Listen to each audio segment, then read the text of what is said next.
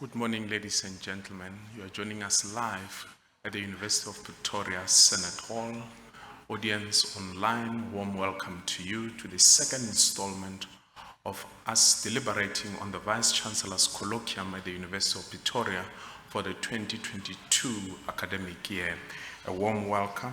Hope colleagues who are already in the auditorium, you have slept well and enjoyed the warm reception of Pretoria.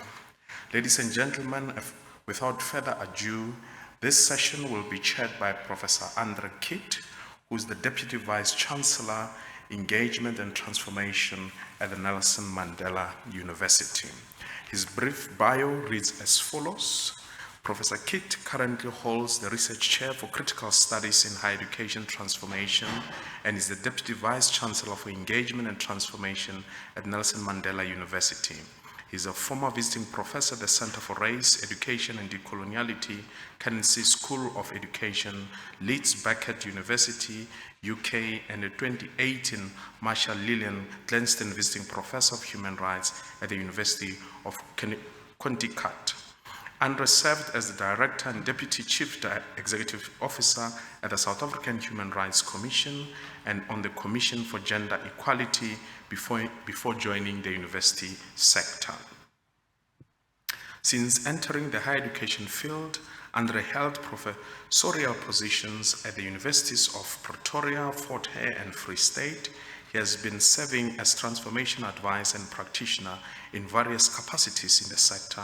Apart from interest in human rights and social justice education, Andre's current research and postgraduate supervision focus on radical approaches to the study of higher education, such as critical and abolitionist university studies. Without further ado, Professor Kitt, over to you. We look forward to an engaging and constructive session. Thank you.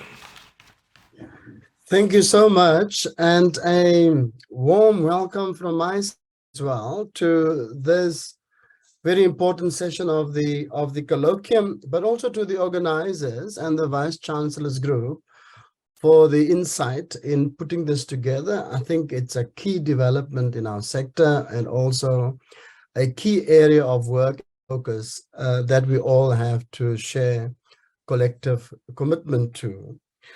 The session is titled the Harnessing the Resources for the Implementation of the New Language Policy for Higher Education, and of course advancing work across the sector.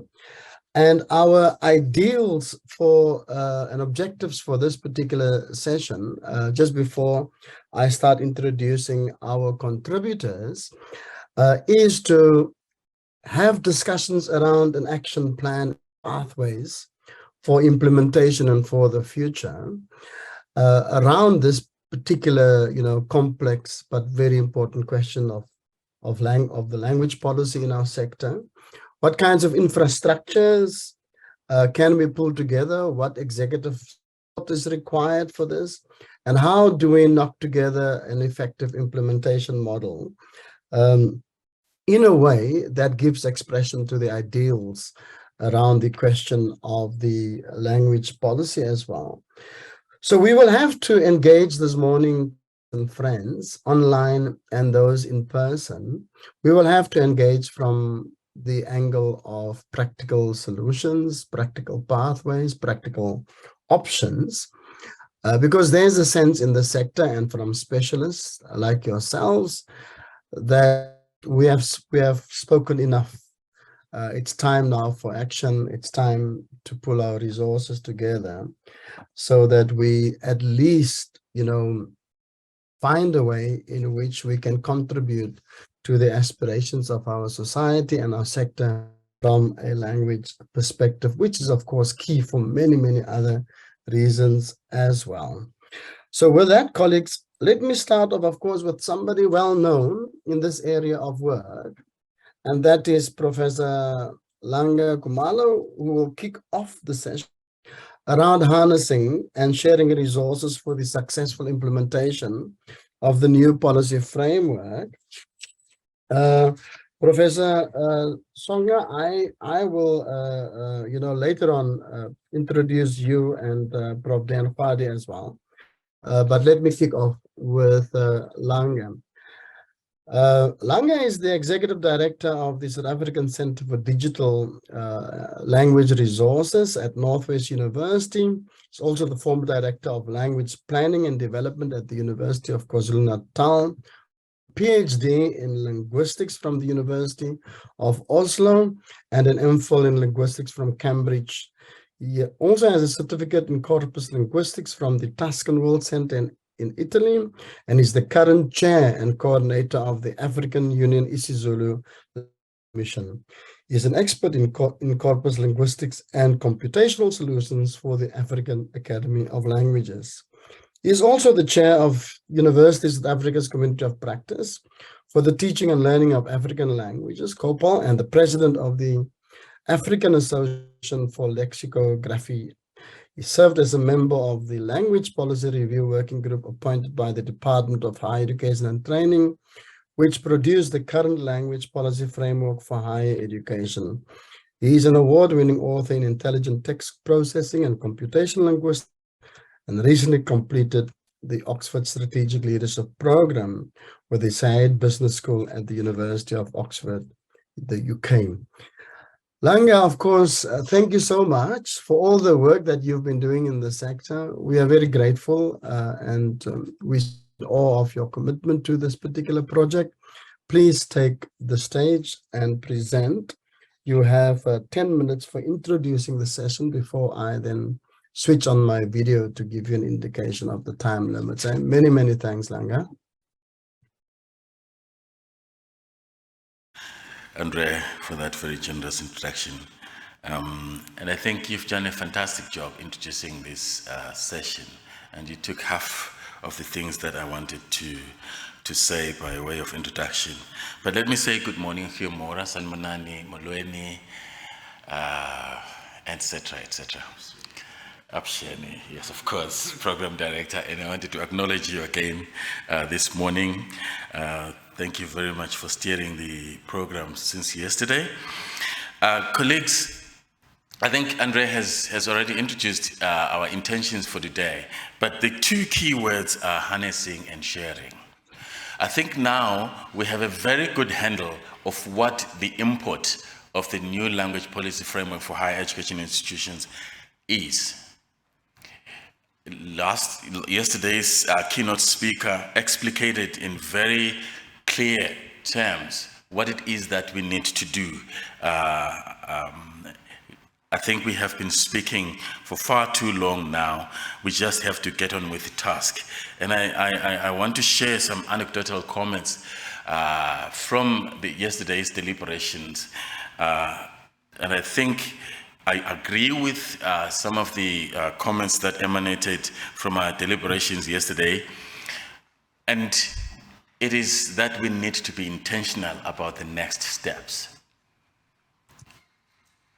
We need to be deliberate about what it is that we need to do. We need to be clear about the pathway that we need to chart.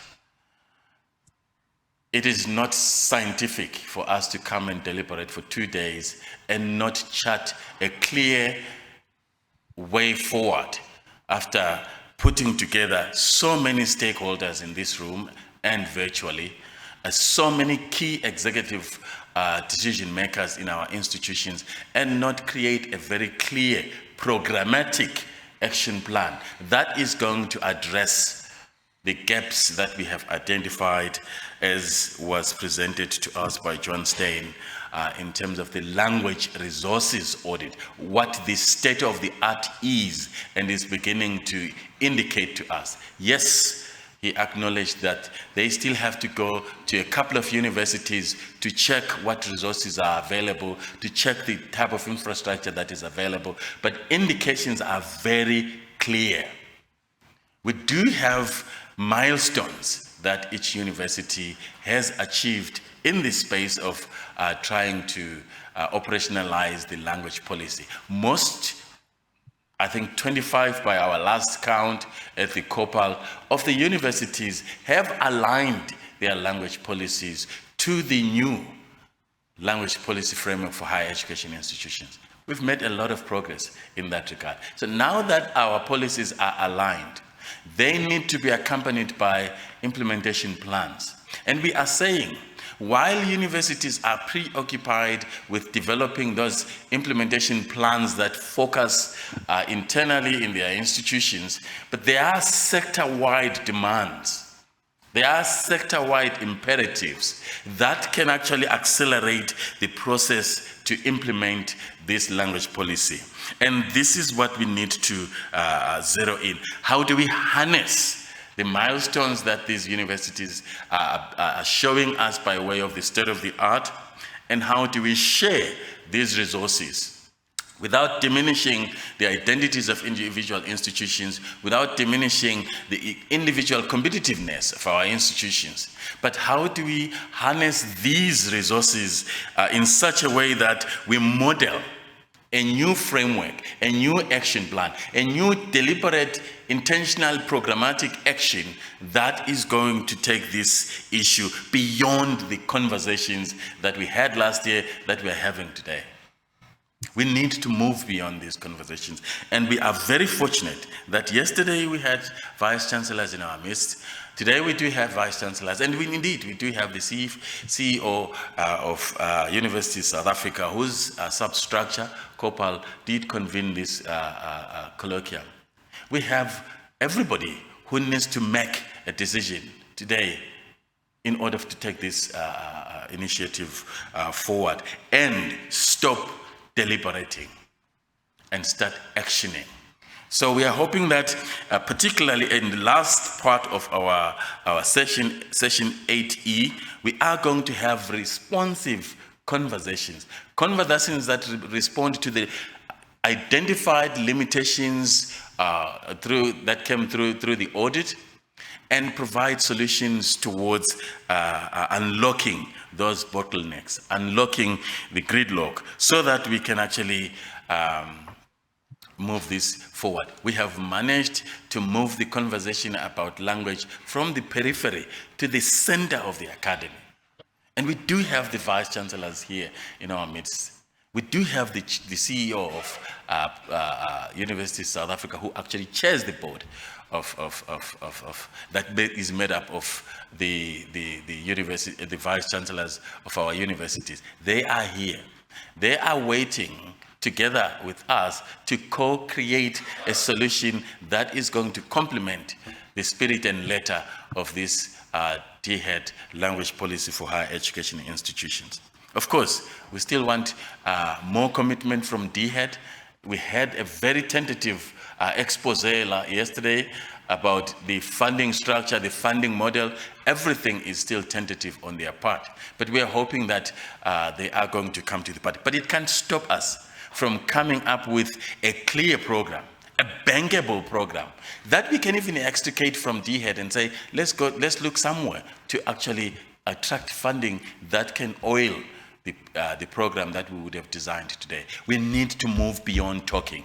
And that's the import of our keynote speaker yesterday. And we do have the infrastructures. I hope that session 8D is going to actually glean to us the infrastructures that are available, that can support, that are designed to provide the affordances that are required to accelerate the implementation of language policy framework. So, Program Director, I am hoping, and again, Prof. Kit has framed it very well, we need to begin to map an action plan, a plan that is going to begin to move us towards the road map, the map towards the implementation of this language policy framework for higher education institutions. And I am really looking forward to a different type of outcome today. Outcome that is going to not just please ourselves as the practitioners, but also those that supervise us, those that have afforded us this space, the vice chancellors and the CEO of CSAF, because this space wasn't there, if you recall. This space has not been there, but we have been afforded this space so that we can come up with something that is tangible, something that is programmatic, something that is implementable. Colleagues, I thank you very much.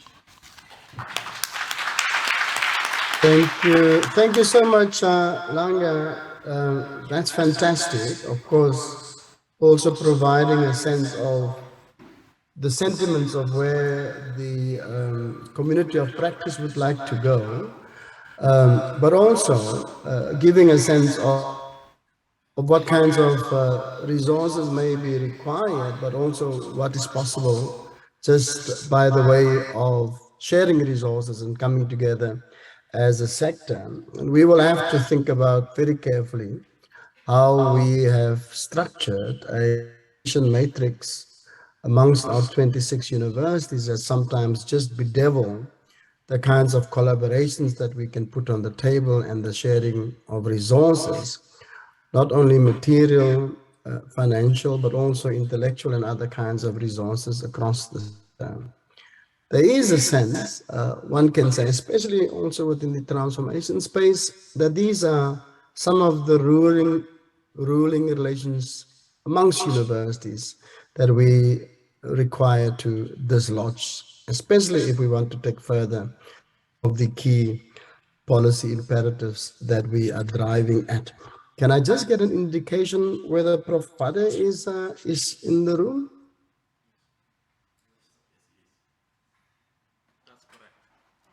Director of Program, is Prof. Fade there? Yes, he's in the room. Okay, right, lovely. Prof. Fade is there.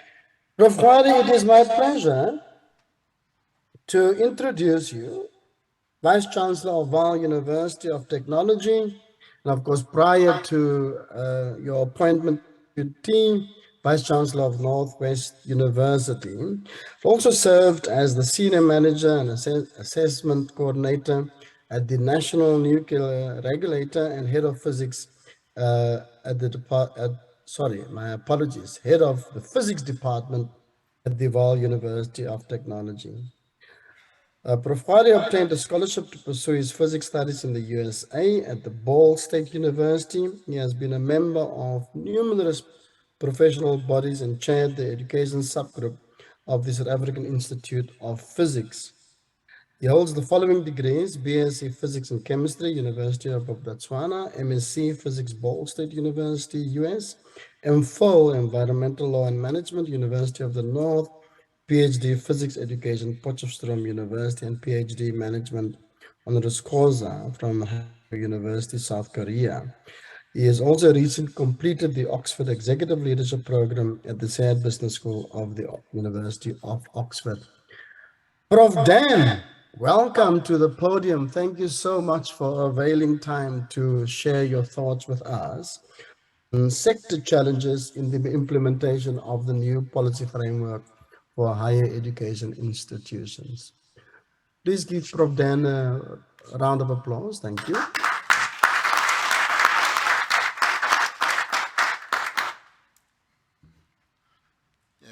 Morning, colleagues. Good morning, Chair. Dr. Matiti, are you here? Oh, thanks, sir. Thanks a lot. Good. Language is a very emotive issue. I think we don't even have to go there. We know what it means and how we really need to be sensitive when we deal with this issue at our institution. Its implementation at higher education is the most complex thing, because you've got to think of how you implement it as a teaching and language and teaching and learning vehicle, how we use it in our tutorials and classes, and how we use that even in our signage. Just as in when you enter the University of Pretoria, you look at the signage, that already tells you to say, oh, okay, I must prepare myself for this kind of an environment. I'm not an expert in the language field at all. You'll hear from the physics, from my introduction, that I'm not one. But I really got to learn and engage on language issues at Northwest University and now currently at VUT. I learned a lot from experts like Professor Langa. Actually, you sensitized me from just listening to you, and you sensitized me of how I need to approach and look at these things. Of course, being a natural scientist, one has a tendency to think, it's all English. As long as you can hear me, that's it. you know, and then we also, of course, use English as the lingua franca, is that what you call it? Lingua franca, and that's it. And we forget all the sensitive issues around it. But of course, I know if I meet someone and he starts talking to me, if a Chinese greets me in Setswana, I'm a Motswana, I immediately get that shock and feel like I'm welcomed. You know, if you talk someone's language, you know what that psychologically what it says to him. You are welcomed, I recognize you, and it is important to do that. Now let's talk to the implementation, the resources that we need. At Northwest University, if I can mention that example, where I really learned to be extremely sensitive. I learned a lot about language and how to be sensitive there.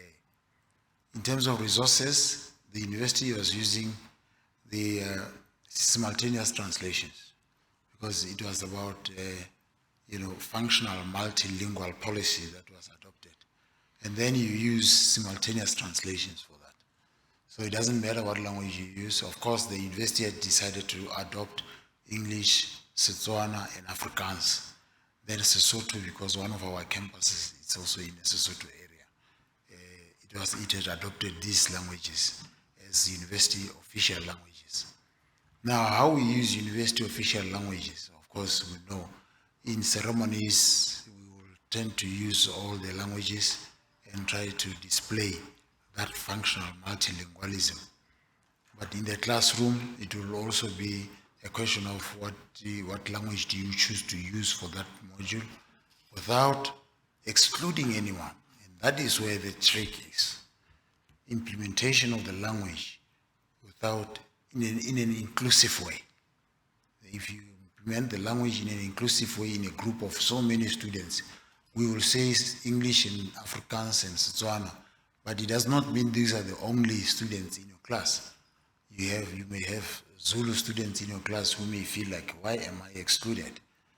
Inherently, there's also that feeling of, or if you use these ones and I don't speak that, I am somewhat excluded. Now, the facilities for functional multilingualism, it does not come cheap. So the implementation of our language policy is not cheap. But of course, when you talk people's rights, my right, don't tell me budget when it comes to my right. Students will always say, no, don't talk that. It's my right to learn in my official language. That is a constitutional right. But of course, with all its limitations, we have to implement it, being aware that there are some limitations that we cannot cover your rights, not that you are not included, not that you are not inclusive. When I got to the Vaal University of Technology, by the way, I started this year in February, and then also it was the same. The languages there, it's English, it's Sesotho, it's Sepedi. And the reason they were chosen like that is because there are many students coming from Limpopo who are at the Vaal University. For some reason, the recruitment process just worked it out like that. And then obviously student recruiting others, then you end up with many students from the Limpopo province coming to the Vaal University. So that is, it's also, Sepedi is also the language. Sesotho, of course, the Vaal is in the Soto area, and then English, it's what unites us. I know when I was at Northwest University, I almost got a feeling that the Anglo-Boer War is not finished yet. Because there it was quite a big, you don't just use English. Afrikaans must also be accommodated. But of course, Afrikaans is a local language, and that was the case. So colleagues, it doesn't come out cheap. If you want to use translation services, it will be part of the budget, and the institution has to be deliberate about budgeting for simultaneous translation. And not only is it only with the devices that you will need to use, you will also need to have, human resources that will be able to do that. And it will be heavy on your budget. But again, budget and human rights, you don't compare those things. my right comes first. And of course, not only because of we want to translate in your language, in Setswana, for instance, we need to also make sure that we develop the language. The translation process comes with it, along with it, the development part of the language. The lexicography guys has to come in there, Professor Langa, that must now come and give us the terms that we need to use for whatever subject that we are using. I'm a physicist, so I always make example when I tell people that I feel very embarrassed that I can't teach physics in Setswana. I will tell you immediately, oh, please, I will not try that. And for the simple reason, if I teach a chapter in force in Setswana ke matla, if I go teach another chapter in energy in Setswana ke matla, if I go teach another chapter in momentum in Setswana ke matla, and I go teach a chapter in power in Setswana ke matla. So we need then people that will help us to distinguish one matla from the other, so that at least the learner will not be confused or the student will not be confused. Otherwise, we will end up with so many misconceptions and confusions in our own teaching. So colleagues, the most important thing is now that we have to be ready for as universities, the budget. The policy is something else, but now to implement takes budget. And the institution has to be deliberate about it. And then, of course, then you go to your mode of delivery. How do you want to do it?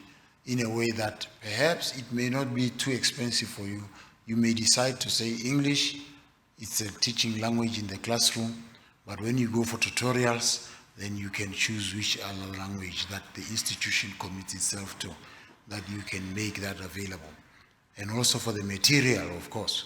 If you have to provide the study guides and you want to use different languages, that also goes with a lot of budget for that. So we need to be decisive about it, and of course, in a way that we embrace inclusivity. When you talk languages, in our case, in our country, where they are, the most important thing is inclusivity.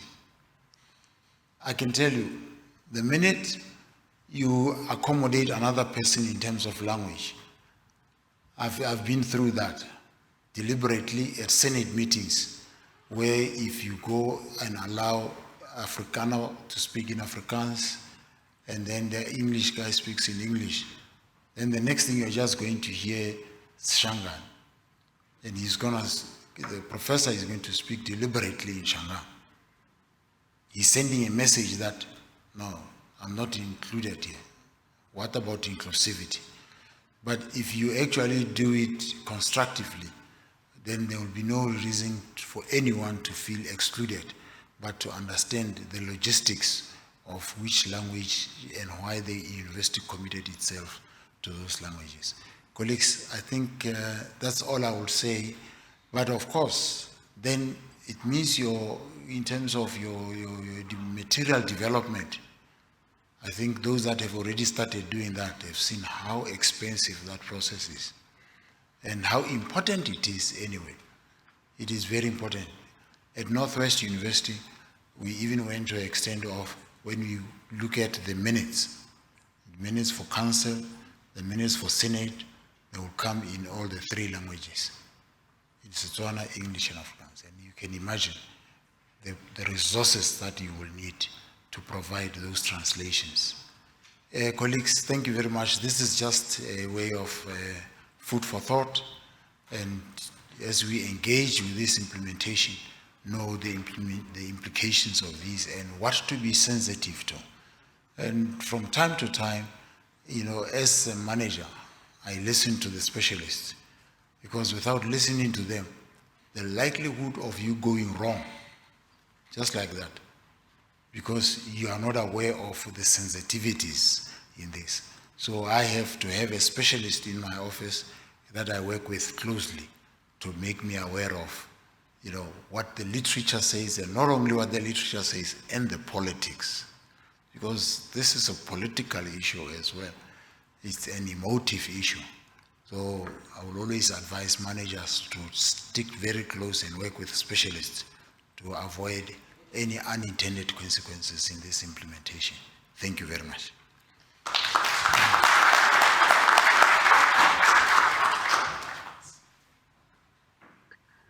Thank you so much, Prof. Dan.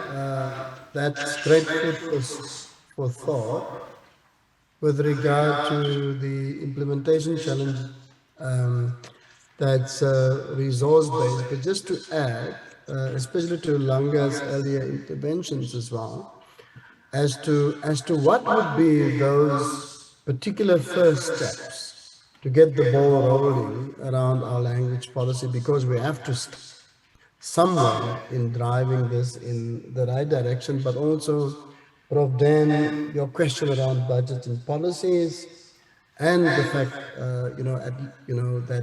that this particular policy, of course, advances inclusivity, but not inclusivity from a social perspective, but also inclusivity from an epistemological perspective, because languages are windows into epistemes. And once we get the policy moving in a particular direction, our intellectual cultures at university will probably exponentially grow, in vibrancy, simply because of what this particular language policy will bring into our higher education environment, as with regard to the opening up of different sets of epistemic spaces as well. So thank you very, very much for that. And now it is my great pleasure to introduce Professor Sandiran Nonga, the Deputy Vice Chancellor for Teaching and Learning at the University of KwaZulu-Natal. Professor Songa, sorry, my apologies. Professor Songa also served at the University of Zululand as the Deputy Vice Chancellor for Teaching and Learning, and previous executive positions include the DVC responsible for academic and research at PUSU, Executive Dean for the Faculty of Science, Engineering and Technology, Vice Dean of Science at the University of Transkei, and Director of School, Deputy Dean and Dean of Science, University of Limpopo, Medunza campus, amongst others.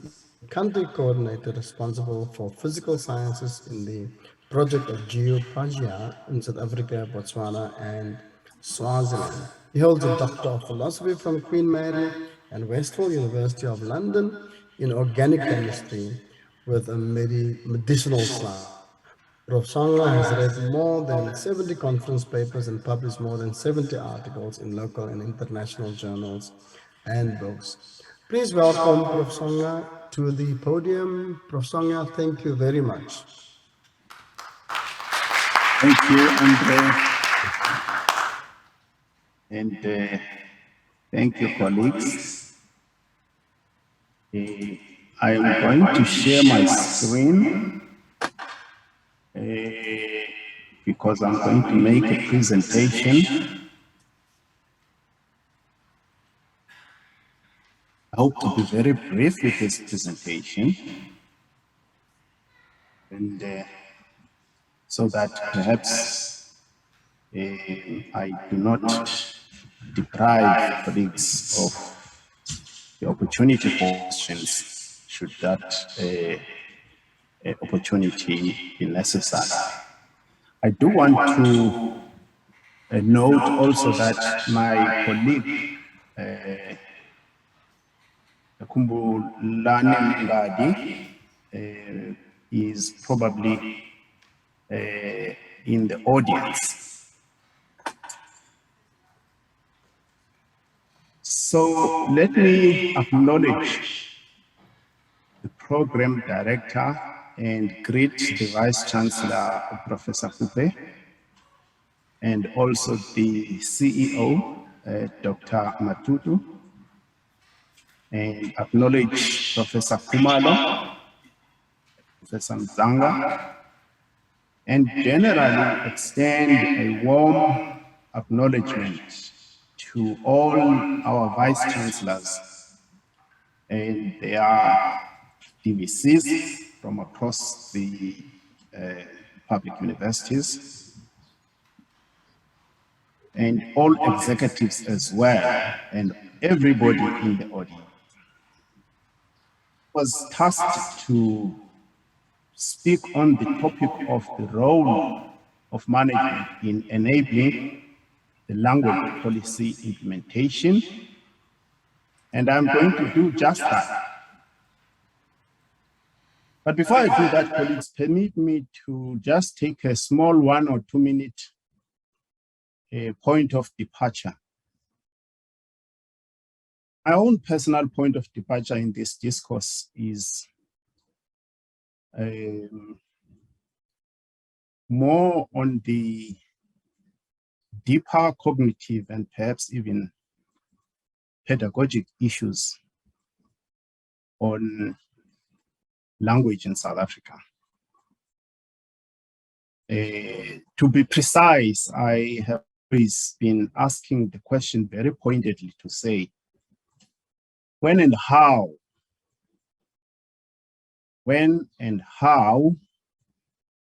are we going to have the indigenous languages in South Africa committed to us?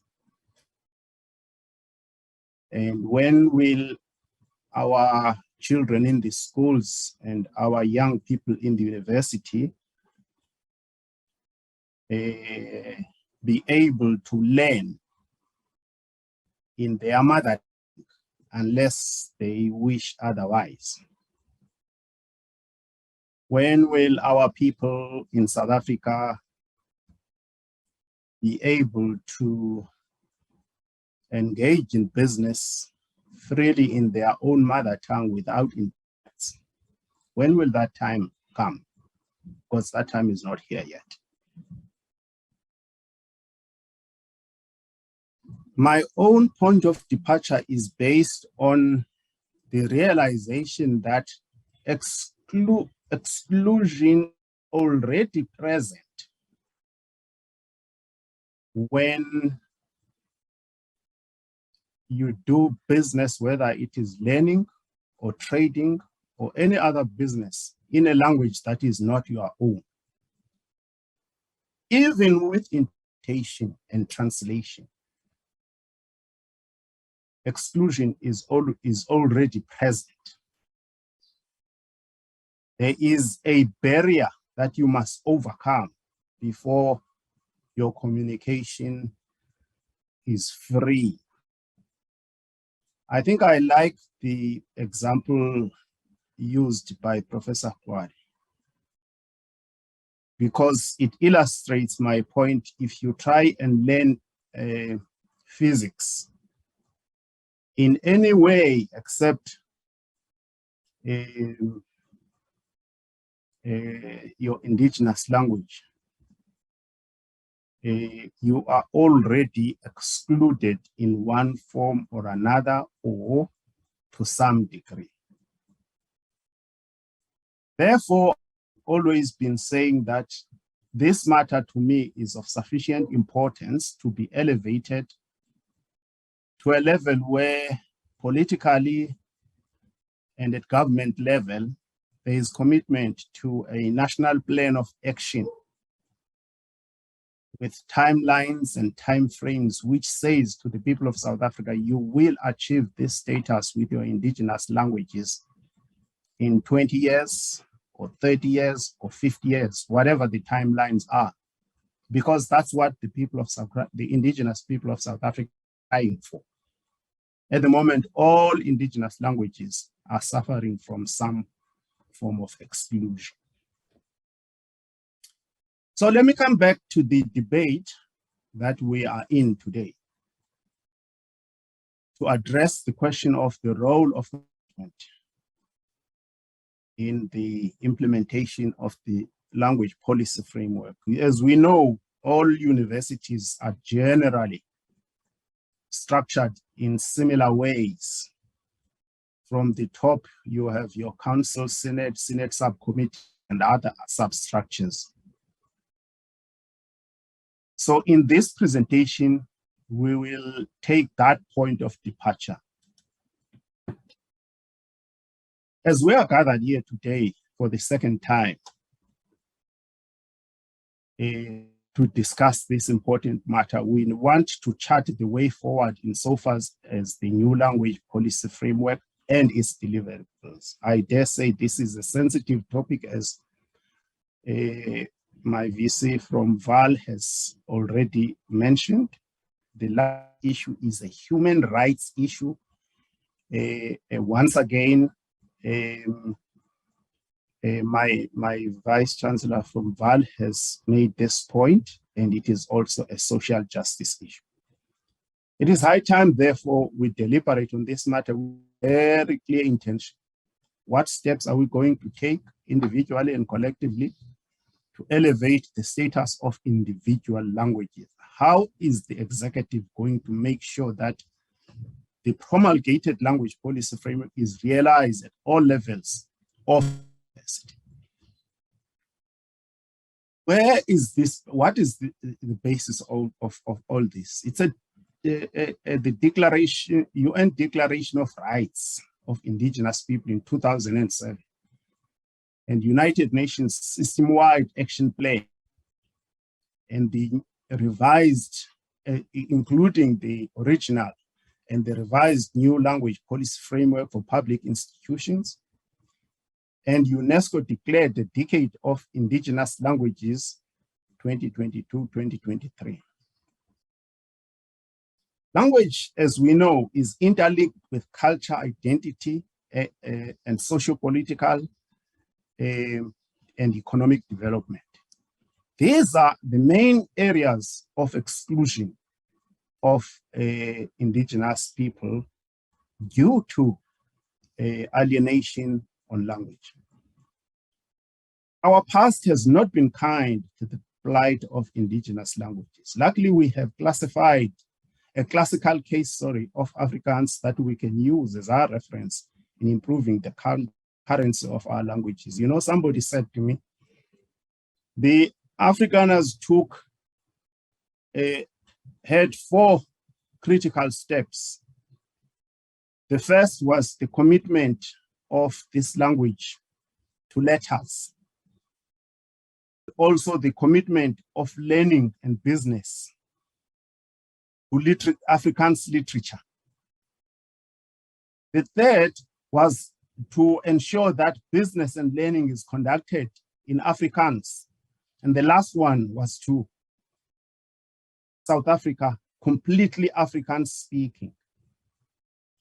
They succeeded in the first 3, hence Afrikaans is where it is.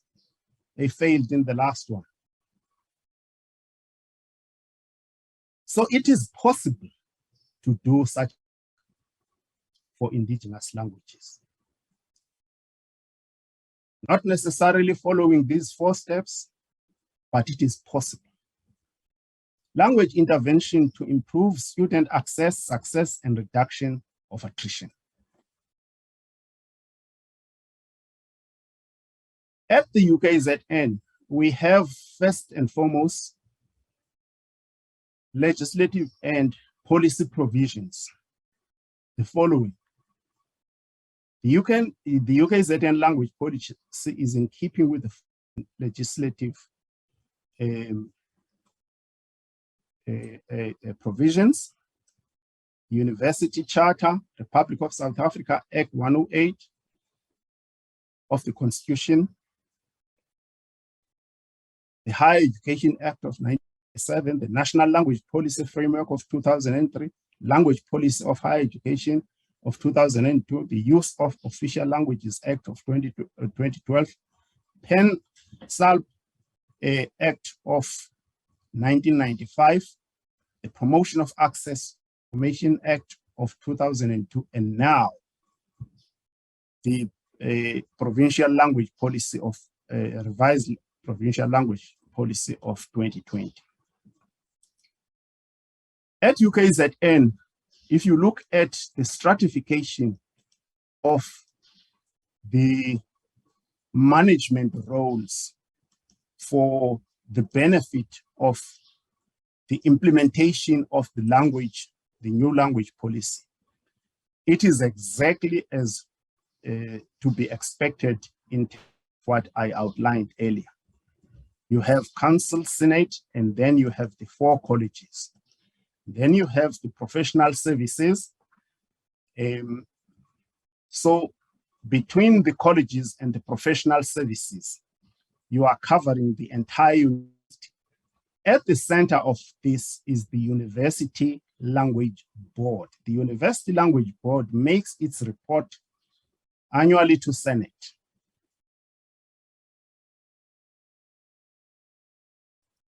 The University Language has a chairperson. It is chaired by the Deputy Vice Chancellor for Teaching and Learning, and it also has the University Language Promotion and Development Director, Mr. Mgadi, in this case. The players here include PANSAL, there's a rep, the SRC, professional services, experts, and colleges. You will see now this representation system results in the direction of the implementation of the policy framework, as well as the reporting and accounting on it. So we do both the directing as the reporting on the implementation of the policy framework, which means that there is a dedicated system for the implementation of the language policy framework. The UKZN language program in the African is driven by the African language intellectualization process. And it has many activities, including the UKZN, the isiZulu National Corpus, the terminology development, the research on social cohesion, the literature development, and the development of human language technologies. And all of these then deal with a lot of activities, as you can see in the last row. For example, field trips, parallel corpus, oral corpus, text corpus, harvesting of terminology, in under research, the symposia, and other research activities, and under literature development, we have competitions, publications, and launches. And then in the technologies, we have online dictionaries and Zululex and the Tempe. How did we do it? The board of the University of KwaZulu has been met with mixed feelings, but it has nonetheless caused a high level of resolution in maintaining this momentum, especially in the ownership of the implementation of the policy framework through the management. So your literature competitions, development of human language technologies, development of technical terminologies, and all these other activities were launched at some point and are maintained and are directed and run under the existing structures. The new policy direction in response to the new language policy framework, the university has now a couple of milestones. We've proposed a multilingual policy, including English, isiZulu, Sesotho, and South African Sign Language. Also recognized international language of Kiswahili. The policy is in the consultation stage with internal partners, including schools, CABS, UREC, UTLC, ULB, Senate, and PANSALP as well. We have revised the overall and ultimately the vision and mission of the ULPDO. This revision speaks now at the micro UKZN scale of when we want to see the local language being isiZulu being used as a professional language. We have also introduced a bachelor's degree. We're planning to introduce a bachelor's degree in language practice. What is the management role? Management provides an enabling environment, crafting a transformative and strategic direction for the university, setting up responsive structures, and this is very important. Trying to implement the new language policy framework without structures would really be futile. Providing strategic support in terms of human, financial, and infrastructure. And these are some of the issues that have been raised in this conference. Providing a rigorous oversight role on the implementation of the language policy plan, creating a healthy research and collaborative culture with academic departments, forging local and international collaboration, and then institutionalizing language awareness campaign amongst all the stakeholders of the university. This is probably my last slide, where I'm making additional recommendation to say the realization of the professionalization of indigenous languages in South Africa needs much more national government and political leadership. For this reason, management need to escalate this issue to this level. In my view, this is important enough to be elevated to these levels. And also we have many examples in South Africa where issues of critical importance are elevated to this type of level with strategies and plans of action that are national rather than views. Just to give an example, we have a national nanotechnology strategy. It is a national strategy. We have a national biotechnology strategy. It is a national strategy. We have a national human capital development strategy. It is a national strategy. We do not have a strategy for the development and professionalization of indigenous languages, so that indigenous South Africans can look forward to a time that is stipulated in that strategy when these things will happen for them, exclusion, or what, no matter how residual it is, will be finally eliminated. A national strategy for the professionalization of indigenous languages. I have only just outlined what I would conceptualize as the 4 elements. There may be more. Clear national vision, mission, goals, objectives, timelines, and activities that are devoted to specific entities such as universities, such as business, such as the private sector, such as civil society, everybody working together in the framework of a national strategy and the national plan of action. Elaborate mechanisms for funding these activities. This is part of what we are talking about today. Not just left to the entities to fund possible.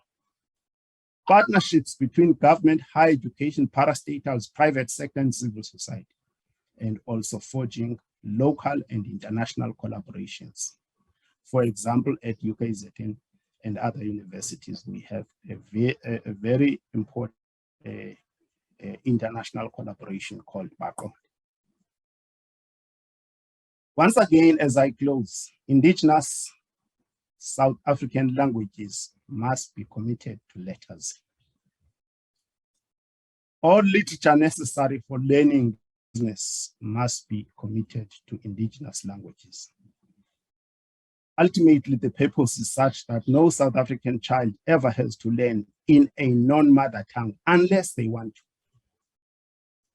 And also, business everywhere in South Africa is conducted in the local indigenous South African language, so that You get your services and do your business in your indigenous language, but if you want to do it in non-mother tongue, you are also free to do so. I want to thank you very much.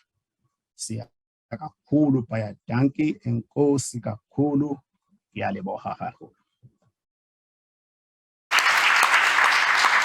Thank you so much, Sandile. And of course, nice warm applause for you. And of course, fascinating work being done at the UKZN. And you know, the sector probably can learn a lot from that. And we'll take some of those discussions into the practical solutions that we will be driving on later on when we get into the general discussion phase. So many thanks for that. I now have the pleasure to introduce Dr. Clifford Ngumani, from the National Research Foundation. He's the Deputy Chief Executive Officer for the National Research Infrastructure Platforms. Thanks, Clifford, for joining us. Clifford, prior to his appointment in his current role, was the Managing Director of the National Zoological Gardens for 9 years, and he provided executive leadership to this particular complex and multifaceted business with over 300 staff. He was also instrumental in driving transformation at the National Zoological Gardens and was also driving the acquisition of state-of-the-art research equipment and recruitment for suitably skilled individuals. In his current role as the Deputy CEO of the National Research Infrastructure Platforms, Clifford is responsible for leading the portfolio of the national research facilities that currently operate in the following clusters: astronomy and geosciences, biodiversity, environment and conservation sciences, and nuclear sciences. In addition, Dr. Ngumani is responsible for publishing and provisioning national research infrastructure located at universities and research institutions. In these functions, he plays an important role in defining the national strategy for securing appropriate national infrastructure for research and for their potential declaration of national facilities. Clifford, thank you so much. You will be sharing with us your talk on the role of research infrastructure in providing strategic sector-wide support to higher education institutions from a language perspective. Thank you. It's over to you, Clifford. Thank you so much, excuse me, Prof. And I'd like to thank the organizers for the invitation.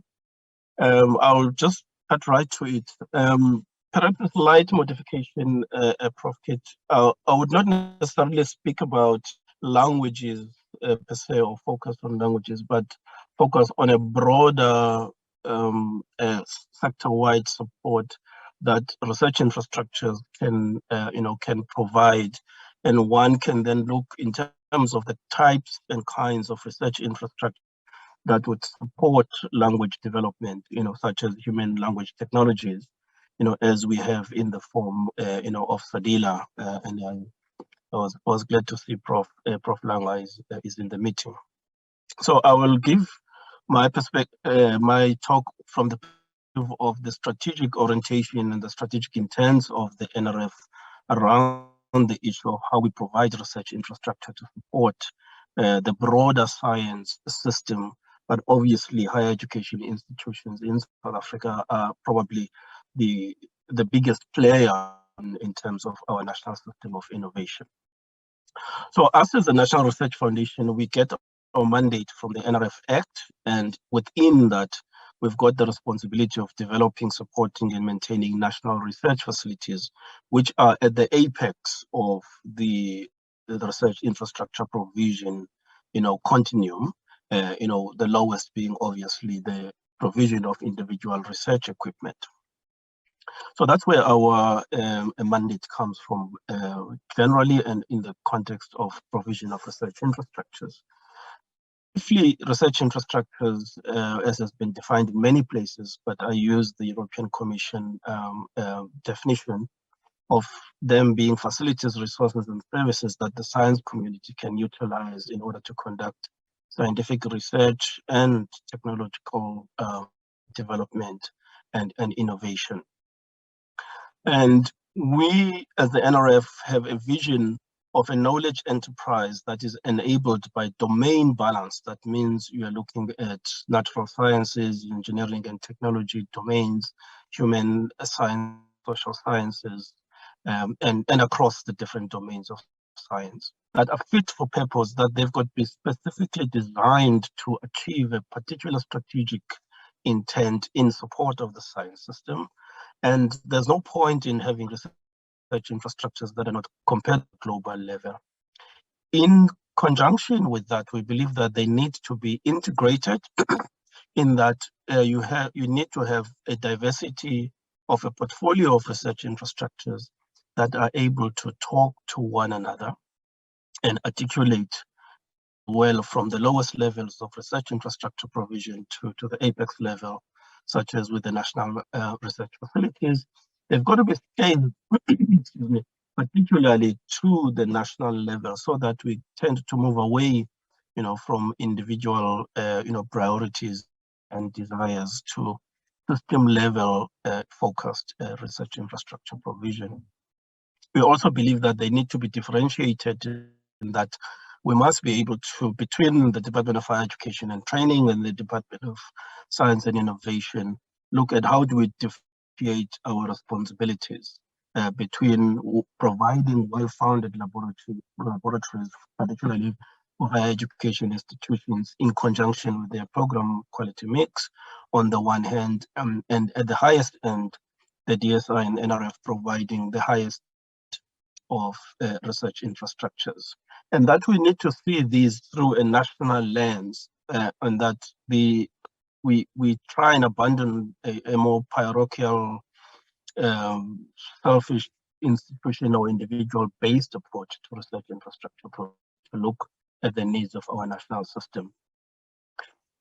So I'm not going to go through a definition of national research infrastructure platforms, but safe to say that we're looking at this national lens as opposed to individual lens. And the research infrastructure platforms broadly, the domains across the disciplines, do a number of things.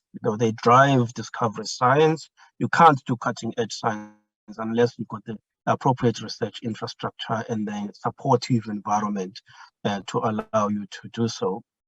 They form the foundational blocks and of scaffold our research, development, and innovation activities across the national system of innovation. They are national resources for access by researchers, postgraduate students, and other practitioners in the system. They kind of safeguard and maintain our R&D capabilities. Without them, we cannot be able to sustain, an effective and efficient national system of innovation. They act as drive trains for scientific excellence and are hubs for strategic and specialized capacity development to ensure that as we establish these research infrastructures, we simultaneously have structured programs to grow and to develop the next generation of scientists, engineers, and technologists, and practitioners of different kinds that will be able to utilize these infrastructures. And they help us in translating science for socioeconomic benefit, as well as being vehicles for engagement of the scientific profession with society.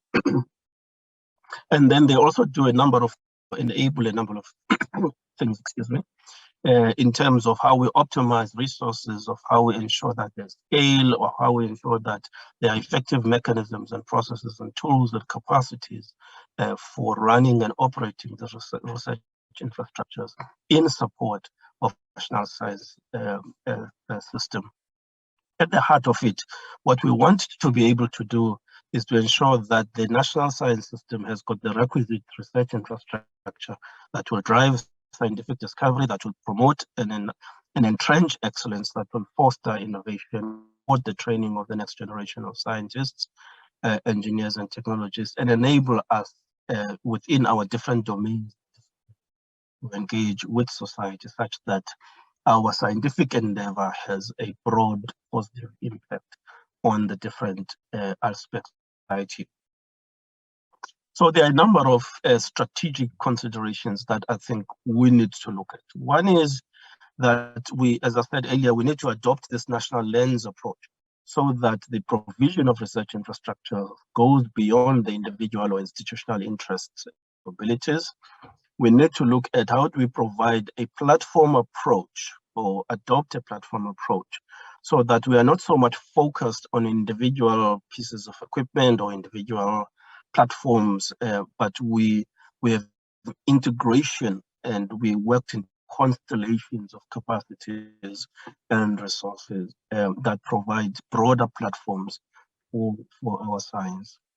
I've mentioned the differentiated approach so that we don't spread the misery, but we are able to concentrate our investments and thus create critical capacity for different research groups and constellations of research institutions within, particular areas of focus for science. The issue of balance in the domains of science for which research infrastructures are provided is important in that, as an NRF, for example, we know very well how to provide research infrastructure for the natural sciences, engineering, and technology domain, but not so much for the social sciences and humanities domain. Although there are a number that are supported, particularly through a rare framework of the DSI, such as SADELA and SAPRIN. We need a kind of a road mapping exercise or a framework such as you have in the form of SARIR being the South African Research Infrastructure Roadmap. But that needs to be coupled with an investment framework so that we are not always looking for resources on an annual basis, but we have a long-term plan for doing so.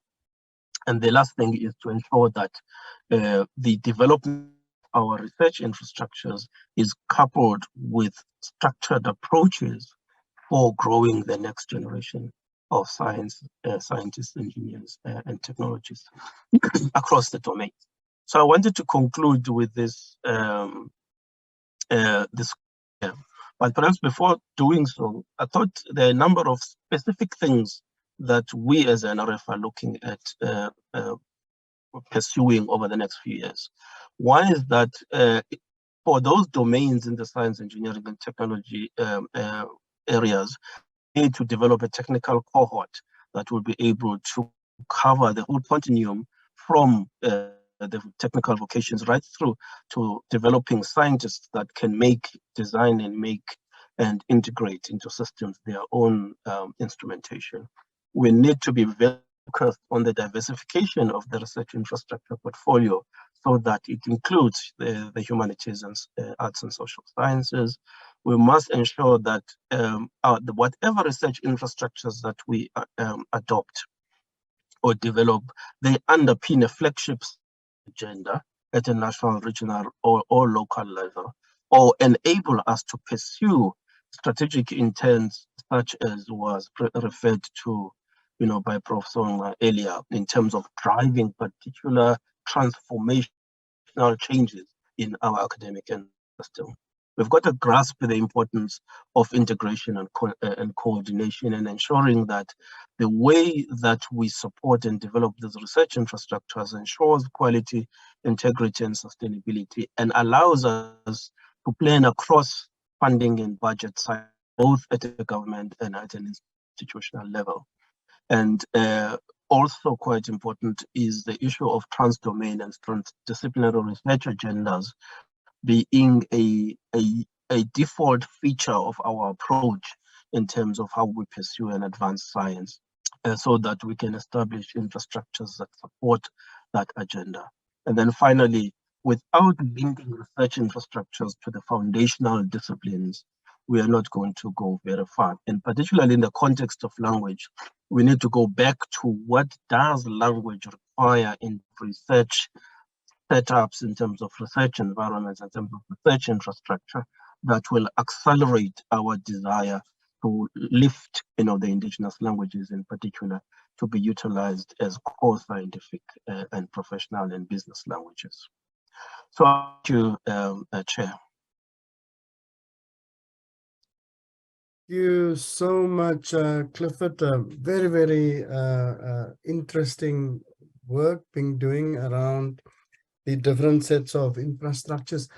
And I know in our discussions, they would probably come through some form of articulation that people can, formulate as to how this can play into the space of the thematics, that is of interest to this conference now. Colleagues, we have 45 minutes to go, and we have had three brilliant presentations, different angles to the same challenge. And I would like, for people, I'm not so sure how this is going to work and how I will be dealing with the question and answer session, who will be assisting me with the kind of hybrid, formation that we have here. But if I can get an indication of how that will work, that would be great. In the meantime, I would just want to, by way of producing the Q&A session, just reiterate the ideals that we have around this with regard to practical solutions that can drive or at least open up pathways that can give an indication for us, as to how an action plan may look like. But I see that the director of program is there. Is there a way that this will happen, sir? Thank you, Prof. Thank you, Prof. Kit. I will. I can't hear you.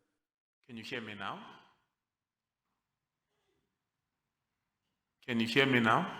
Yes, I can hear you now. Thank you so much. Wonderful. You will attend to the ones online, and I will take the questions in the auditorium.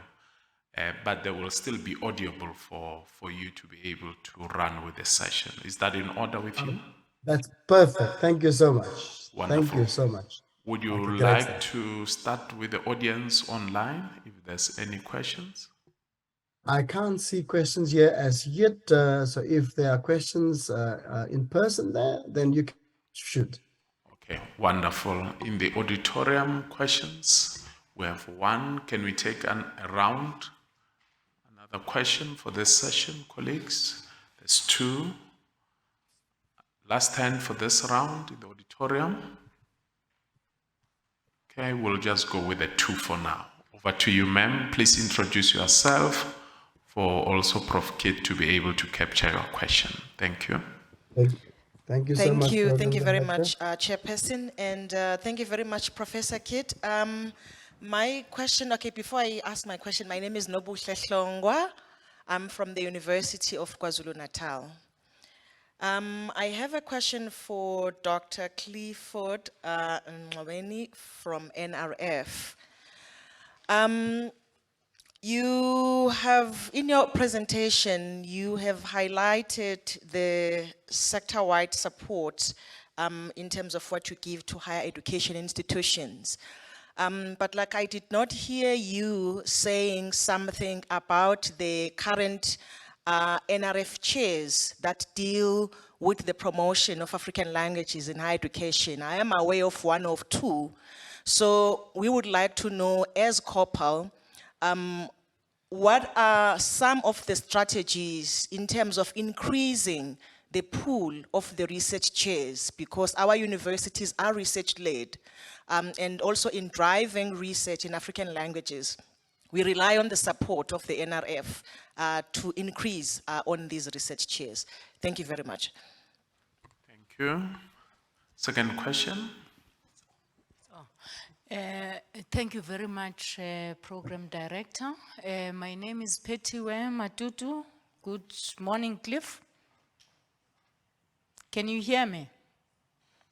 Morning, Peter. Yeah. Looking at the presentations which were made yesterday, it looks like we have a lot of resources which are lying all over, both within the higher education sector and outside the higher education sector. So looking at that, a proposal was made on the establishment of a platform which could put all these resources together. And as you are aware, putting resources together is just one step. The second step is to make them accessible in terms of archiving, in terms of accuracy, in terms of continuous edition, and so on, and all those things. So that is a lot of resources in terms of translation, in terms of vocabulary for different languages and so on. And it may be more than that, having instrumentation which checks the accuracy of the words and so on. So it looks like the area lends itself to being some kind of a national infrastructure a priority if one considers the fact that there is a policy which is driving this area.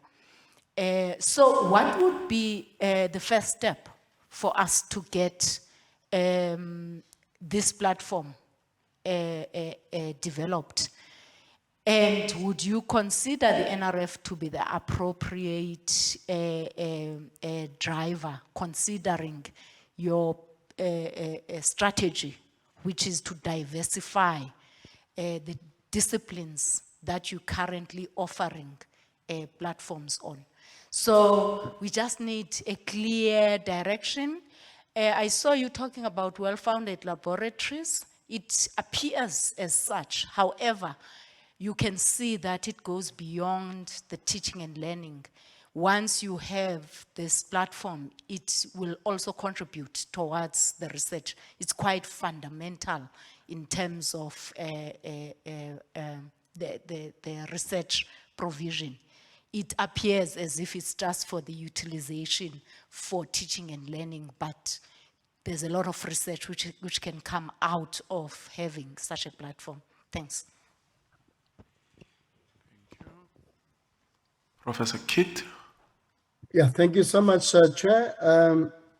In fact, this works very well because Clifford can stay for 15 minutes. These are very, very useful, both from Nobuhla and Pitiwe as well. So Clifford, are you ready to respond to these? Yes, Prof. I will attempt to do. So the first question that was asked about how we grow the, I guess, number and scope, probably diversity too, of the researchers, particularly in support of research in terms of language and language development.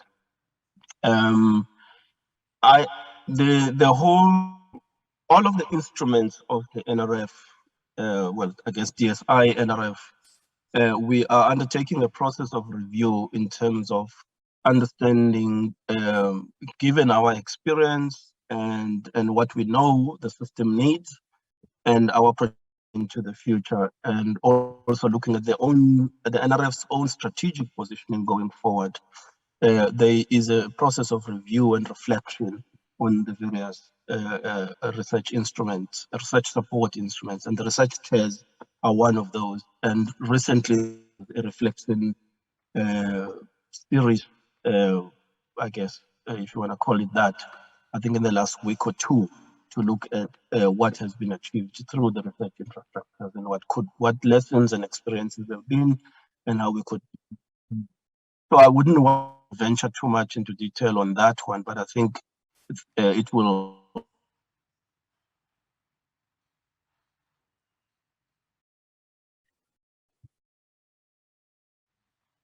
I think Clifford has frozen. Program, is that correct? That's correct. Yeah. Okay, there's no online questions as yet, so we can move ahead if there are any more hands on your side, Program Director. Thank you. We have one, another hand. Professor Kumalo as well, another hand. Thank you. We have two. Thank you, Chairperson. I'm Gyabaka Sishoka from Northwest University.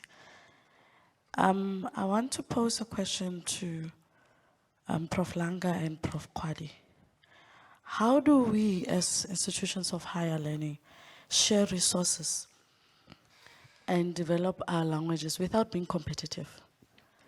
Without having that competitive thing happening?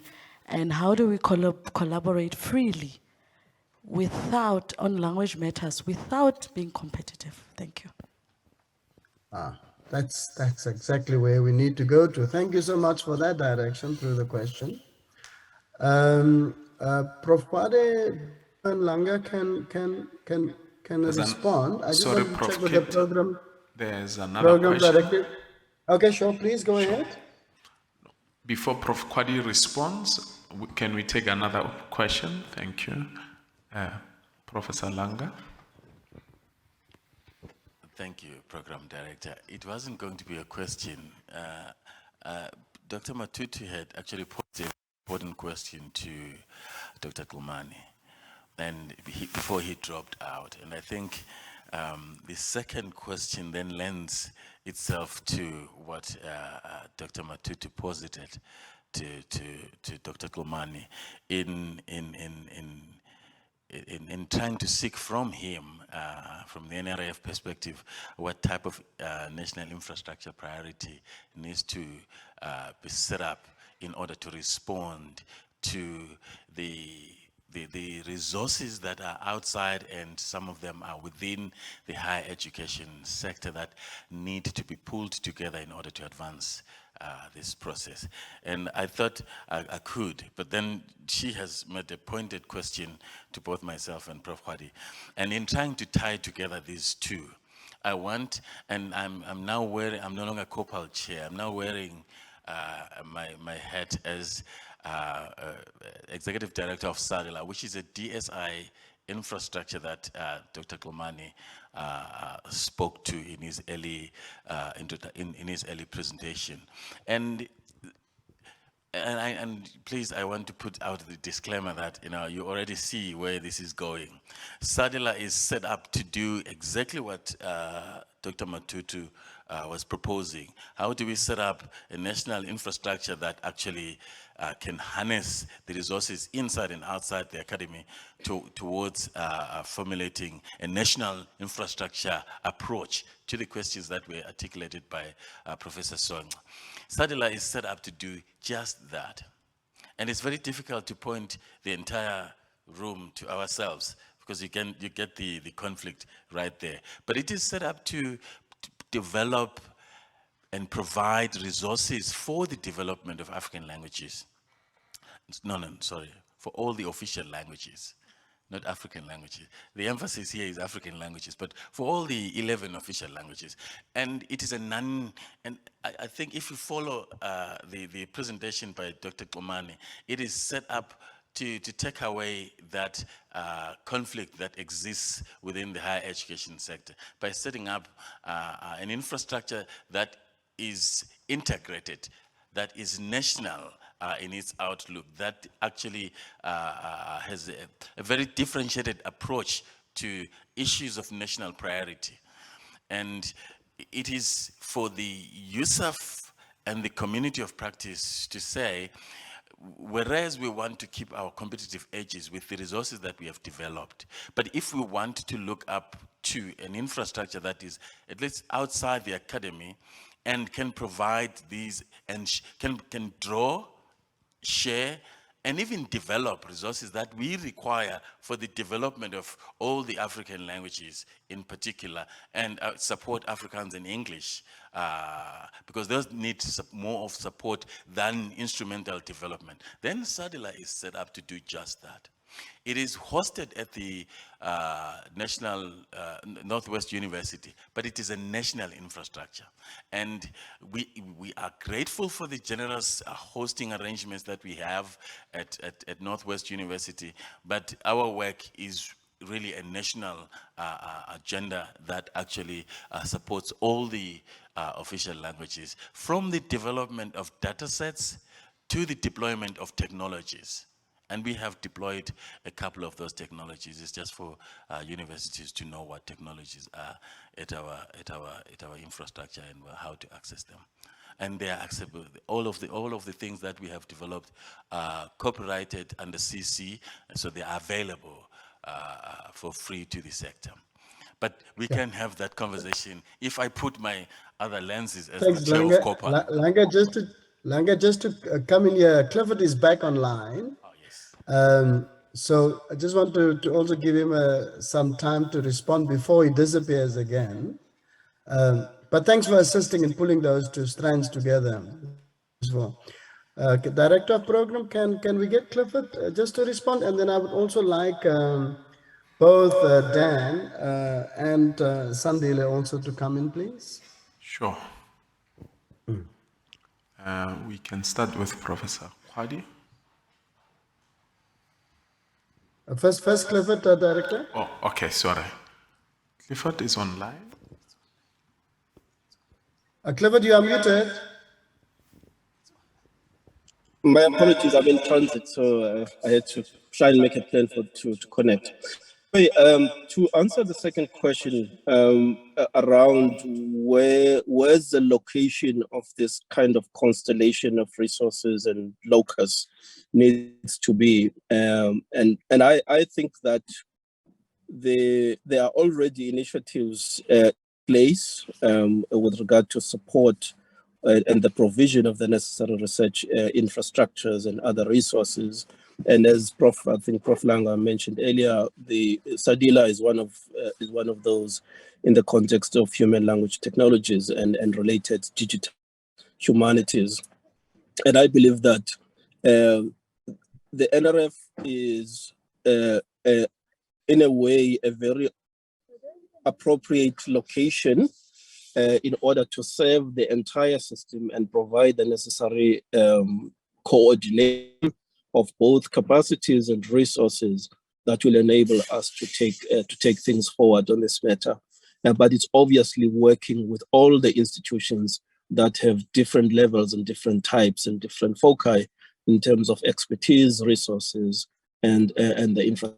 And the issue of the location of that kind of central or coordinated infrastructure is that it's not about taking it outside of higher education in particular, but it is about a kind of staging platform that brings together all the different players and all the different infrastructures and all the different resources to a meeting place, not necessarily a single physical one, but probably a digital virtual meeting place where people can work together in communities of practice to develop the necessary tools and resources and techniques and practices that will advance in particular, the development of languages for scientific, technical, and professional use. Thank you, Chair. Thank you so much. Over then to the director on that side of the auditorium. Thank So you. that Prof. Khwade and Prof. Songla can respond as well. And Langa, we will come back to you, okay? Prof. Kwadi.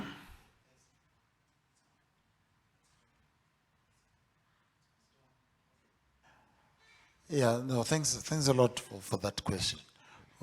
Competition is something that can work against each other. We can work against ourselves if ever we find ourselves in that space. And I think you can also extend it to even amongst the languages themselves. That competition should not even be seen to be there. I really appreciate and I like what I've seen and observed with Afrikaners or with Afrikaans. They were amongst the first ones to opt for Africans to develop their languages. They really participated and encouraged in that motion because they were quite aware that if African languages or indigenous languages are not developed, then the next thing becomes Afrikaans becomes the target. But if we can develop ours, then we will focus on developing them further. And they even assisted in that. Chair, when a virus is discovered tonight in France, I always say, and it's in French. Tomorrow morning in Dagbreek, Africans will have a word for it. Whereas it was originally in French, but in Dagbreek already there will be an Afrikaans word for that. And I think that's where we need to learn, take our lessons from, in terms of how their language was developed. At least it's already a low-hanging fruit for us. We don't have to go and reinvent the wheel. There's a language that has been developed here, a local one. So we just take on that and continue with it. And then, of course, the competition amongst universities, it's not the ideal thing to do, because these are national issues, Prof. Langa. That's why there was a question about developing national structures that deals with this, because it should not be seen to be a local institutional matter. If we deal with it, if Setswana in Northwest is developed, it's on behalf of the country. And if Sepedi is developed from University of Limpopo, it's on behalf of the country as well as Zulu in KwaZulu-Natal. So these are national issues. We first have to be aware of that and take it in that context. Thanks. Over to you, Prof. Kid, online. Thanks, Director. So, Prof. Sangna, you can continue. Thank you, Andre. Colleagues, I think I made a point earlier, and I want to start there, and that is to say, focus on professionalizing indigenous languages will help to shorten the time and distance to the realization of that ideal for indigenous languages. Because at the end of the day, language and words, once again, I'm going to refer to the VC Prof. Body, work together, but they're not the same thing. Language is language, and words fit into a language. Hence, the Afrikaners are quick to develop words to fit into their language, which is already viable. Anybody can today take a textbook that is written in French, who knows French, and translate it to isiZulu, if he understands French. And wherever there's a shortage of words, he can either retain those French words, pronouncing them in indigenous language, or create words, which is the scholarly endeavor that most of us, particularly UKZN, is involved in. None of these limit one another. They don't limit each other. The commitment of literature, particularly knowledge literature, to words, to indigenous languages, need not be limited by words at all. The second thing I want to address is the collective of universities, particularly the public universities in South Africa, is a powerful instrument. Hence, colleagues are lamenting the competition. They are powerful instruments that need to be led in a very focused manner. Currently, the leading landscape in terms of the framework allows a lot of work among scholars to do all the necessary things that need to be done in this distance. So we really cannot be duplicating or competing, but we can work together and focus on the goal to shorten the distance to the professionalization of indigenous languages. Thank you. Thank you so much, Prof. Sangna. I'm going to hand over to Prof. Langa because we have 6 minutes to go. And I would really want us to get a sense of that pathway that Langa spoke about earlier, because I think that's probably the crux of the gathering. And what's coming through for me is Langa, and perhaps you can just tie it together when I give you the space for some closing remarks. Question of national mapping of resources and when one talk about the national mapping of resources, it's not only financial, but it's also infrastructural. It is intellectual, and it is human resources. That particular mapping needs to come together.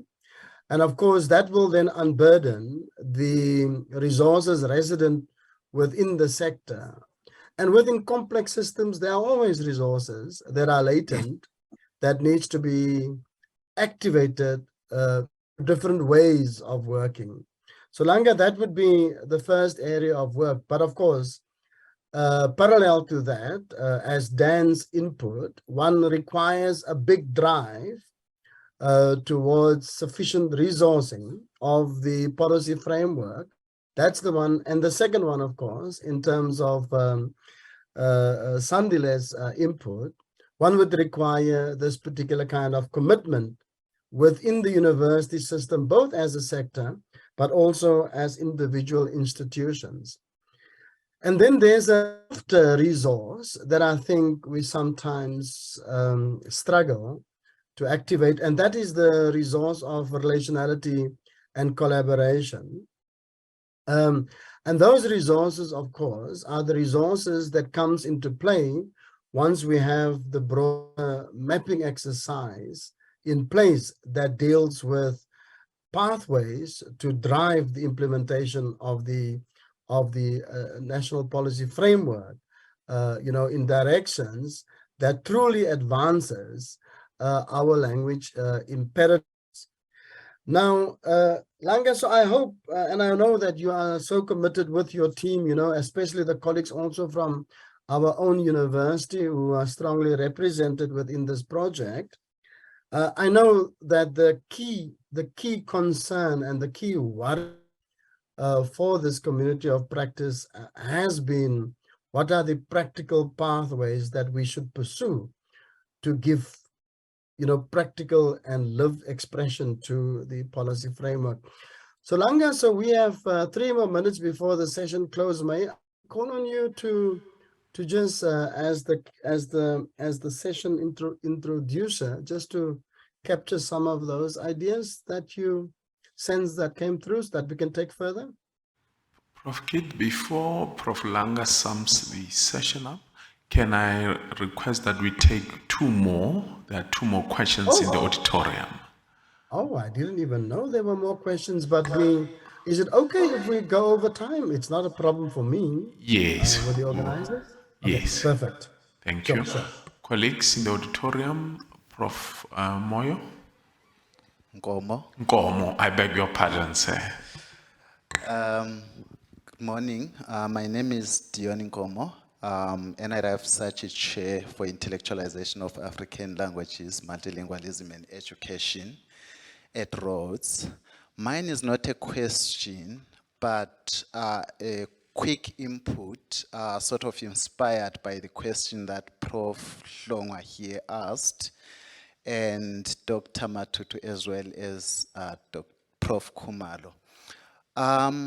2 weeks ago, there was a meeting for all NRF Sachi chairs, and looking at what we are dealing with here, I was just thinking, based on what Prof. Hlongwa suggested, whether the number of Sachi chairs working on African languages could be increased.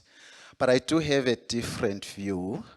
Mine is that the problem with NRF Sachi chairs is that they are sort of led by individuals and also sort of a property of specific institutions. Instead, I'm just thinking maybe of centers of excellence, and the NRF and DSI actually funds those. If we can have maybe just one, we can have maybe a number of universities collaborating on that. And the difference between a center of excellence and an NRF Sachi chair is that the Sachi chair will be focused mainly on research outputs. But if we can have a center of excellence, it can actually focus on both research outputs and also resources that are actually guided by the research. That way, I think we can be able to collaborate and share the resources that may emerge from such a center. Thank you. Thank you, Professor Nkomo. I misrepresented your surname not because you are a chairholder. You know the politics around the chairs. COO, we must do something with the chairs. Difficult people to manage. Ma'am, your question, please. Hi everyone, my name is Chanel and I'm from Nelson Mandela University. So whilst I was listening to, since yesterday, listening to all the talks, one thing that has come through my mind is what happens to language when it becomes institutionalized? So whilst language development and I think our theoretical conceptual underpinning right here may be conceptualized through this idea of social justice, you know, which is built on the idea of sharing, and also social justice has a human rights focus, right? On the what happens when language becomes institutionalized in universities, because then it means it needs to conform to the corporatization of universities, how universities are corporate structures. Sorry, I'm just looking at my notes. Sorry, it needs to conform to the bureaucratic processes and corporate nature of universities. So how can we then use Sarilar to be like almost a third space, to use Baba's term here, given that some bureaucratic notions of university comes about, especially when we think about universities as located and as situated, especially when we're talking about Sarilar as based at a particular university and the problems that might arise with that. So how can we conceptualize Sarilar through that particular notion, just to give us a little bit of perhaps a theoretical concept to work with? Thank you. Last question, colleagues. I see there's a question. Thank you, Chair. It's not a question, it's a comment, or it's to add to Prof. Ngomo's idea of centers. My name is Vyokas Namlomo. I'm based at University of Zululand. Talking about the use of languages across the board in terms of teaching and learning, I think we must also think in terms of strengthening the teaching of African languages. I think that is very key. Because if in the long run, in the long term, we want to make them the languages of learning and teaching in our institutions, it's very important that we see how they are taught. And I know that there are projects that are currently run by some institutions, like for example, the University of Joburg, UJ, is having a Center of African Language Teaching, the CALT, and there is a new one at the University of the Western Cape, and I'm aware that there are others that are coming up in other institutions. And I'm just thinking that as universities, we must tap on that expertise and support the centers in terms of the teaching. I know that at the moment, they are based in the faculties of education, but I also drawing from Professor Khwadi's presentation this morning in terms of the disciplines, science disciplines, not understanding what to do. I think it is important that we collaborate first in our institutions as faculties, and then also share, because I'm aware that there are materials that have been developed in those centers. And I think that is also a space, or that is also an opportunity to share those materials across the institutions in different languages. Thank you. Thank you. Professor Kidd, you have 10 minutes before closure. Thank you so much. I more or less have made those closing remarks, but thanks so much for the wonderful, productive suggestions since then. And we capture that, as part of crafting these practical pathways. That seems to be a big objective of this gathering. So let me then refer to Chair, just so that he can close out this particular discussion. Many thanks, colleagues, for allowing me to chair the session. Langa?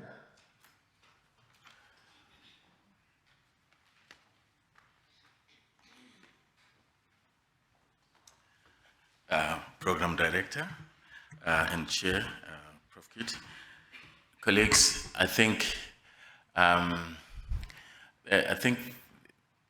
roadmap is emerging, and I want to challenge COPAL to initiate a pathway, a practical pathway that we can all follow. And I want to really go back to Dr. Matutu and Dr. Omani's very important suggestion, the key words there. How do we identify this location of the constellation of resources that we require? And these resources are inside the academy, they are outside the academy. But we need for a very practical pathway that will identify, and I think NRIF, listening to Dr. Ngumani, the NRIF is ready to provide that nexus that is required for us to draw this constellation of resources.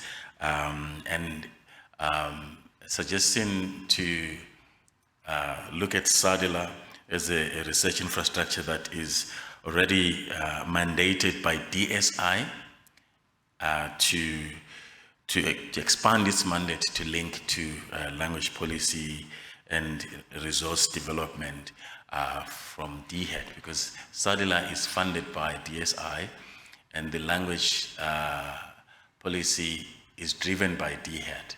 So again, that needs to be reimagined. But we need to have a national plan as articulated by Professor Song. What is it that we want to achieve, and what are the timelines? And within those timelines, what is going to be the key performance indicators, as the colleague there, Professor Nomlomo, has indicated? We need for us to identify these key performance indicators towards by such and such a year and date. What is it that we would have achieved? And that is the challenge to COPAL. We need a practical pathway, a document, a practicalization process of all these brilliant ideas that have been articulated today that will amount to resource mobilization and access. So we're not just going to identify the resources, mobilize these resources. How do we make them accessible? What infrastructure are we going to identify to locate this constellation of resources that we require to advance, to practicalize this language policy development? And just a last point to Dr. Kia. I think your question is, let us diminish competitiveness because it hinders this need for us to harness resources that sit in these various centers, that sit in these various universities. And then with this identified location that will bring together this constellation, we will find a method, a model to make them accessible, to make them usable by the entire sector for many reasons, for research, for teaching and learning. And we are not teaching ourselves these languages because remember, we already speak some of them. We want some, because somebody yesterday said, how does this affect internationalization? When I was a keynote speaker, you will remember Professor Hlongwa at 2 years ago in the States. A whole department was saying, how do you teach us isiZulu? Do you have digital resources available for us to teach at this American university isiZulu? So we don't just have to look at ourselves using this navel-gazing approach, but open ourselves up. We can be international. There's something that you do when you're contributing to knowledge economy, when you contribute from your own informed IKS position. Instead of us continuing to write to the colonial library And most of our articles, by the way, that we write as academic articles, they are just a footnote in that colonial library. Nobody reads our contributions to scholarship. I mean, Professor Masocha, Professor Mahoba at the KZN used to ask us, how many of you publish in Nature? Where you know your contribution is going to be foremost. You know, so, and of course, of these very big journals, it's because our contributions are secondary. When instead of writing to develop our local communities, we're writing into the colonial library.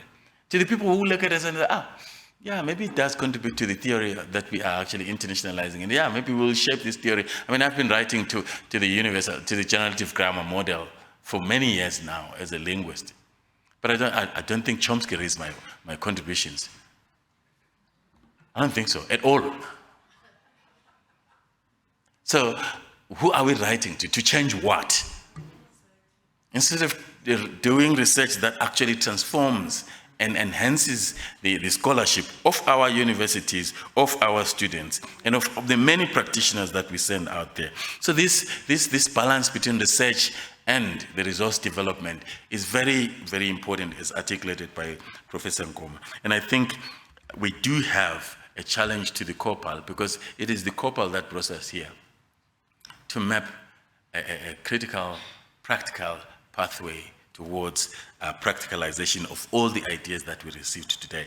And I must thank all of our speakers this morning that really drove the point at home, and particularly Dr. Ngumane, just as we did, yes, I am wrapping up, snatch him within a short period of time, but came and gave us the type of approach that we need across the universities in order for us to advance in a practical way this very important initiative. Program Director, I thank you, and colleagues, I thank you very much.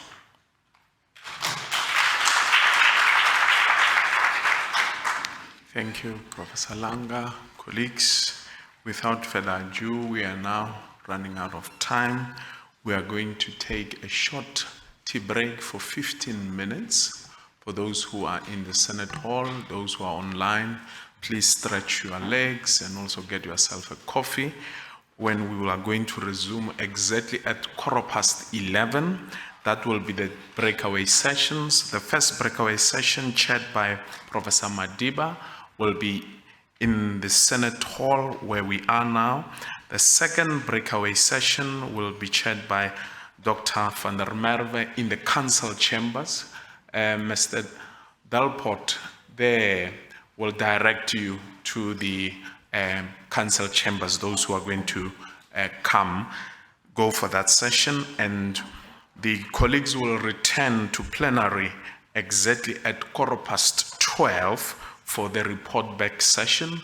Those who are online, please, you are also free to join either one of the two sessions. You'll be afforded that opportunity, and the technical team will direct you to that effect. So colleagues, let's now break for tea. We'll then resume in plenary at 12:15.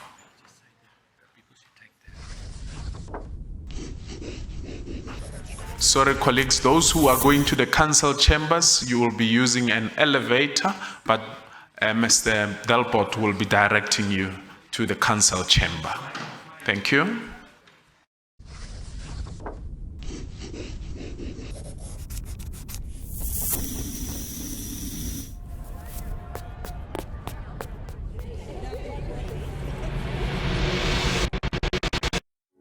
It takes future-focused vision to find ideas that become solutions to the world's most pressing concerns. Innovation and creativity are the sparks that ignite to transform lives and society, and these need space to grow.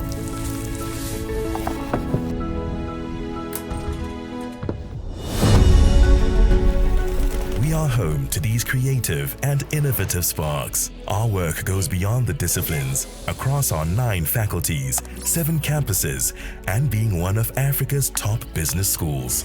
As an African global university, we stand proudly among the world's top universities. We remain at the forefront of universal discoveries and provide authentically African solutions to the world's greatest challenges and opportunities. We are pioneers in our fields, from the humanities to cutting-edge technologies, continually seeking ways to improve the world around us. Our hybrid learning systems provide quality education that enables graduates to become adaptable game changers. We have molded nearly 500,000 alumni who have made their mark locally and internationally, and we continue to inspire and equip our students to uphold our firmly rooted culture of excellence.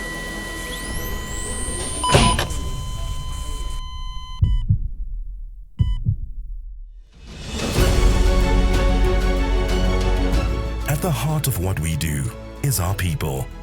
They are creative, critical thinkers who can shape society for the better, because that is how we teach, learn, innovate, impact, and live. We are the University of Pretoria.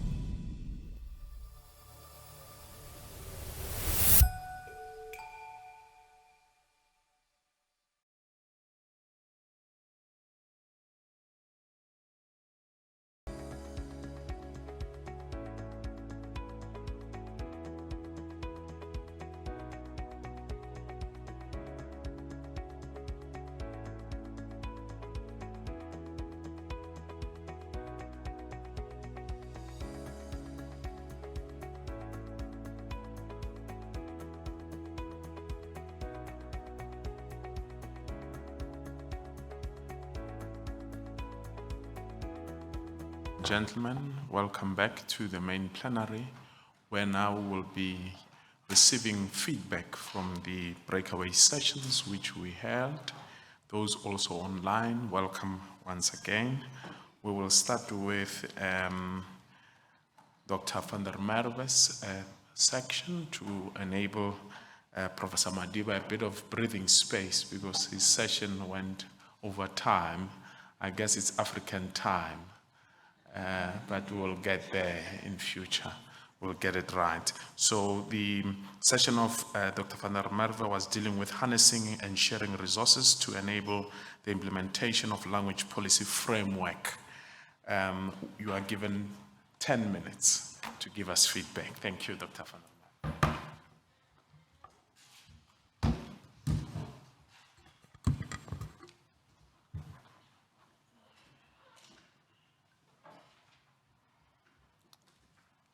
Great, thank you very much, Chair, Director, Program Director. And I would like to first of all just say a warm word of thanks also to my colleagues that joined me upstairs on the 4th floor. I will try and present their contributions as best as I can and provide their feedback as best as they can. So yes, our conversation was all about harnessing and sharing resources to enable the implementation of the language policy framework. And I think first and foremost, we said to each other, we need to appreciate the progress that has been made. So we're not currently starting afresh from a blank slate.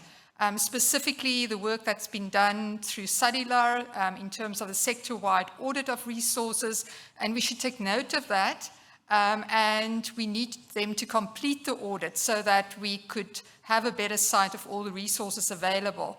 But at the same time, we said we can't just wait for them to finish the audit. We also have to think what we can do now already. So in terms of the structure of our feedback then, so that was our first acknowledgement, we focused basically on 4 areas: the what can be done, how it will be done, by when, and who is responsible. And then throughout, we also looked at some challenges and enablers and mitigating factors. So I think in terms of the what, as I already said, we have to identify what is already done in terms of the resources that's already available. And we also have to engage with statutory structures such as, for instance, PONSOP. We need the data, and here it can be multimodal models, disciplinary, different data sets. And we also have to identify the tools available, terminology banks already available, and then also the central infrastructure to make these tools available. Without migration necessarily and unnecessary duplication. And I think what was also mentioned in our group, which I think is quite important, was that we should not only focus on making the resources available, but also identifying institutions that's already been on a path in terms of formulating language policies, language implementation plans, and learn from them as to how they are already harnessing these resources internally for their lecturers, for their students institutionally as well. So that type of sharing in terms of the what also needs to happen. And then last but not least, we should not just look at our internal university networks, but in terms of the what, we should also identify external networks for African languages. And the examples also mentioned, for instance, in teacher training and a variety of other resources that are not necessarily just within our higher education domain, but also externally. So colleagues, that was with regards to the what. In terms of the how, we talked about what was already mentioned in terms of developing a digital hub or digital space. And here Cellular could definitely assist as well. So we do need networks. We need to also formalize the relationships. And we had quite an interesting discussion about this, because on the one hand, we do need the famous MOAs, MOUs, and SLAs in place. But at the same time, we need to remain agile. So we also need to tap into networks externally and internally and maintain our agility to harness those networks. Then also we need to find this constellation. We need to identify partners, and they can be external or internal within the university, and that's how we will do it. And then one of the colleagues also mentioned something like this colloquium is another way of a how. How can we actually harness and share resources? By when? As soon as possible, I guess. But what we did say in the group was that we need to look at a 5-year horizon, but then we have to set milestones in between those 5 years. And we could look at the COPOL executive to also assist us with that. What are those milestones? Could they come up with a draft plan and some also, and that was also mentioned in the groups, some key performance indicators? Because it's one thing to have milestones and have a long-term horizon, but without ways to actually measure how far we are along, we won't go very far. So that was the by when. The last one we addressed was who's responsible. And we were reminded by Professor Engela van Staden, who was online, joining us online, that this policy framework remains the mandate of the Department of Higher Education and Training. And I wasn't here yesterday, but she reminded us that it was mentioned that this will be funded through the UCDG and that we could potentially then use COPOL as coming up with collaborative projects to access the UCDG funding. USAF was also mentioned in terms of developing resources and also potentially developing a template that could be shared, that MOA, MOU, how sharing would happen within the institutions to actually come up with a template as to how do we approach this sharing and harnessing of resources between institutions. And here we identified USAF as a potential entity to assist us with that. Then also in terms of the who is responsible, we again talked about cellular and supporting model for a digital space. So we do need a group to develop that. And something very interesting that was, or important that was mentioned here as well that I omitted from the top, was the multidisciplinary and interdisciplinary nature of what we are engaged with. So not to have tunnel thinking, just the lexicographers, or just the data scientists, or just the students, or just the lecturers. We need those interdisciplinary and multidisciplinary connections to be made within our institutions, but then also cross-institutionally to be successful in terms of harnessing and sharing those resources, not just to think about one way of doing it. Last but not least, we looked at some challenges throughout, and I think the one that was mentioned this morning as well was the issue of competition.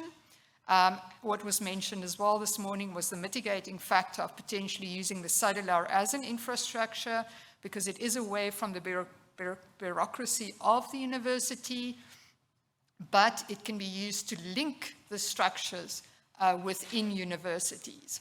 I think another mitigating factor that was used, an example that was given, was between UKZN and I think UFS, in terms of identifying specific collaborators to developing, say, for instance, isiZulu or Sesotho, and how that sharing could happen between those institutions as well. And I already mentioned, I think one of the challenges, but also enablers to be really successful, is our interdisciplinary, cross-disciplinary nature and the collaboration. The complex relationships between lexicographers, lecturers, data scientists, students, and we need to bridge those gaps and be intentional about doing that.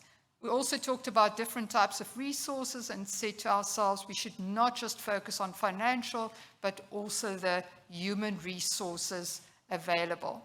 I think in conclusion, colleagues, yes, our group concentrated on what is already available, the what, the how, the by, when, who's responsible, challenges. And I think in conclusion, I want to echo what we said this morning as well. We need to be intentional, deliberate, and programmatic about the next steps to harness and share resources to enable the implementation. If we're not, we will not be successful. Thank you very much, Chair.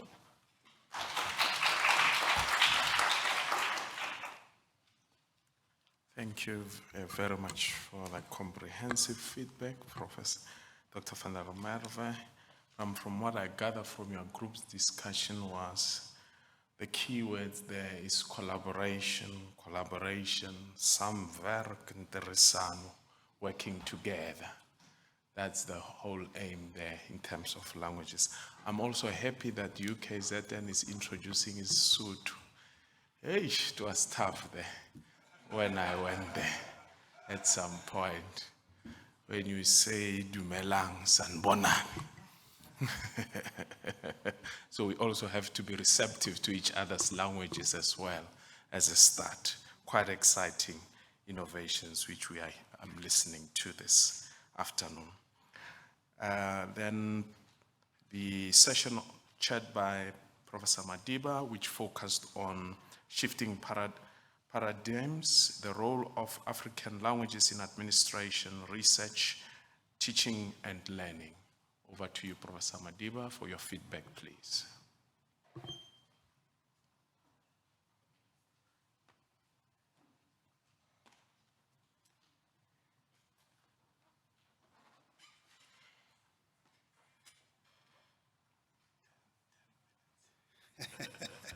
It's telling me 10 minutes because I can go for hours. Okay.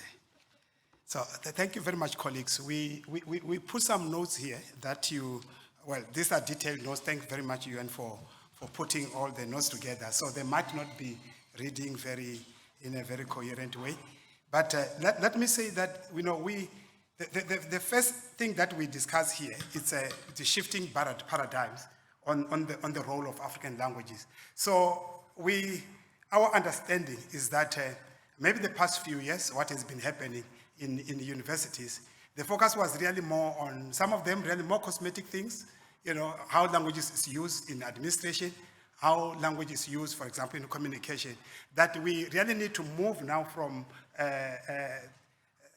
these just mere greetings, cosmetic things that are maybe signages that are there, to begin to use African languages to deal with real issues of transformation, issues of decolonization. It's not just communication. I mean, it's more than communication. Issues of inclusion, So those key issues are very, very, issues of access to knowledge, not just knowledge that really can empower those who are using it. So there must be that shift in universities, moving from symbolic signages to really using African languages in a more meaningful way. So in administration, as you can see, we discussed quite a number of things there that the administration has to do mainly with the management. Languages in the institutions are resources. Students come with different languages, staff come with different languages. So those languages that they bring to these institutions are resources. They should not be seen as a problem. They should be seen as the resources. Now, if they are resources, how do we manage them? How do we administer them? So there was a discussion there that in some universities, there's no structure that is coordinating that work. In other universities, you find there's a language policy committee, maybe which is report to the VC, others to the council. So there are various structures across the universities. So our recommendation is that if language is to be managed as a resource, there need to be some structures. Other universities have got committees that are doing that, but other universities have got no committees. Of course, committee implies that there is a language policy. So a language policy without a structure, that language policy cannot be well coordinated. So we emphasize there must be a structure. How that will be located, that can differ from university to university. But then when it comes to administration, we picked up there are quite a number of things that, the first problem is attitude. How language is used, for issues of dominance, power relations, and so on. So what we recommend there is that universities need to raise critical language awareness. We are all colonized. We are all, victims of colonization. We think in different ways, but you really need to have ways of raising critical awareness among students, among staff, and to do that, students' voices that they need to be involved. Let's not just make decisions on them or about them. We need to involve. There should be critical engagement. That's why in language planning, we call that space a discourse planning. It's not just management, there's discourse, where there's this critical engagement that needs to happen to shift, attitude, to shift practices towards that. So with regard to administration, we say there's the low-hanging fruit. The Pan-South African Language Board has developed very, very clear guidelines of implementing language policy, including in communication, internal communication, external communication, and how that policy can be. So university can just go and take that framework. It will really give you, I've used it at UNISA, when I was at UNISA. I used that framework at UCT. So it's a very, very good framework because you can really, something written. This is the language that needs to be. Of course, the practice changing attitude that will happen. Then we discuss the role of African languages in research. So this is where there is a big challenge. The big challenge is that the hegemony of English in research, big journals that we have, the journals that really carry high impact factors, these are journals that are written in English.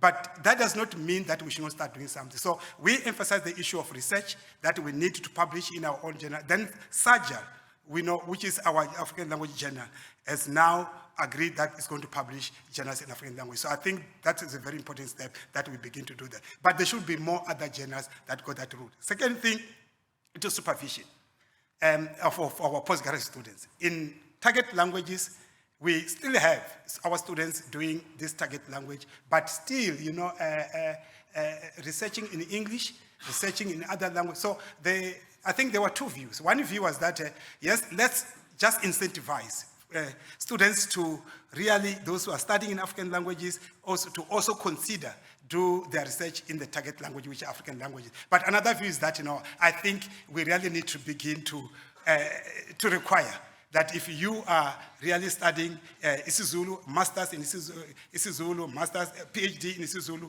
you need maybe to be required to do that. So I think Professor Shongo from UKZN gave a very good example of what is happening there. So how to get that shift?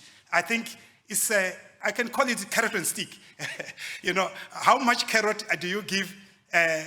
How much of the stick that should come in there? So I think the solution lies in the balance there. So I cannot prescribe what should happen, but we really need to begin to have something that is happening. So that was supervision, and then I think coming to teaching and learning, we discussed about the issue of curriculum, that usually you are told that there's no space in the curriculum to include African languages there, that should be there. And then, of course, teaching and learning, we're saying where languages are concerned, undergraduate, I think that should be, to me, it should be given. That if you are learning undergraduate, that must be in the target language. Like you see in Afrikaans, you see all other languages all over the world.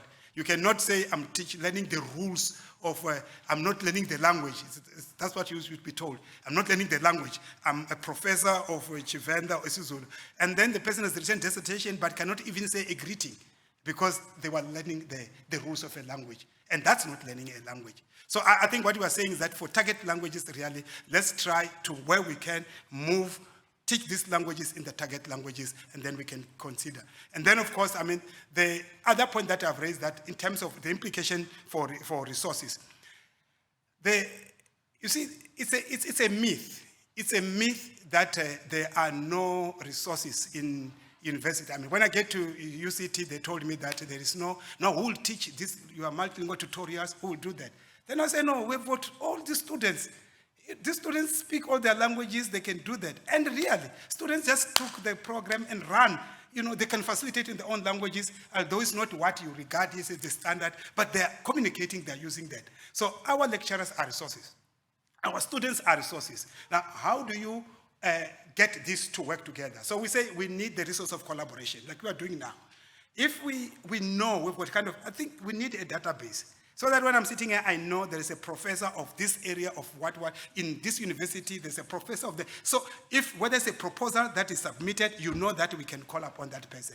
Whether it's a thesis, we know that we can collaborate in terms of languages, like we are doing with some of the linguistic groups that we're doing. So I think our main resources, the first thing that we have is really to identify the resources, the capacity that we have in the system, and how that can be used in a more collaborative way. So I think I should just stop there because we've made quite a number of. So the other really game changer that we have is technology.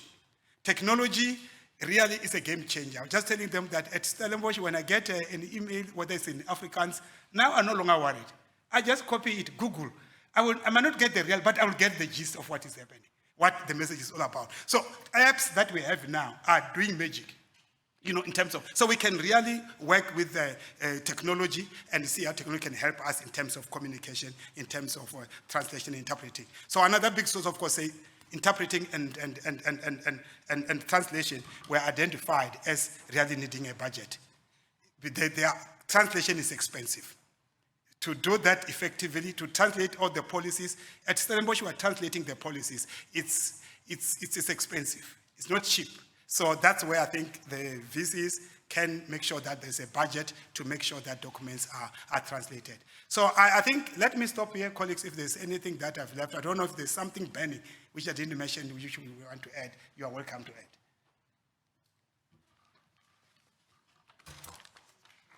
Okay. Thank you very much. Thank you very much, Professor Madiba. The problem with Professor Madiba, he wants to go on and on. He doesn't want us to go for our lunch, but thank you for that instructive report back, proper structures, awareness in universities, and also critical engagements, as you had. There are resources in place, we just have to learn to use them optimally. Colleagues, we are now entering the last part of the session of this two-day colloquium, and the first person to come up in this session is Dr. Matutu, the Chief Executive Officer, who's going to share with us and wrap up the two-day colloquium and the presentation's outcomes. Dr. Matutu.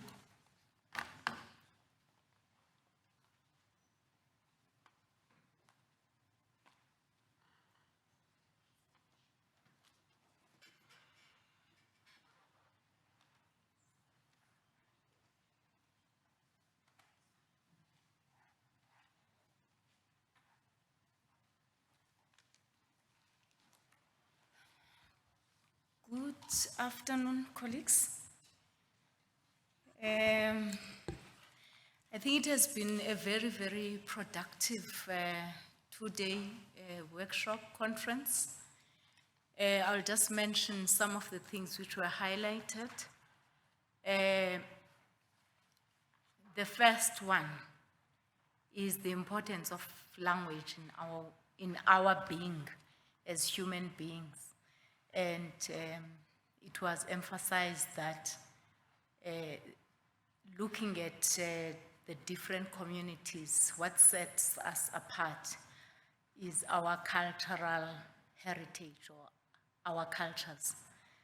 Physically, there's no difference among us. So language is at the core of that culture. That is what has been said. It's part of our identity, and then developing the languages means so much in our identities.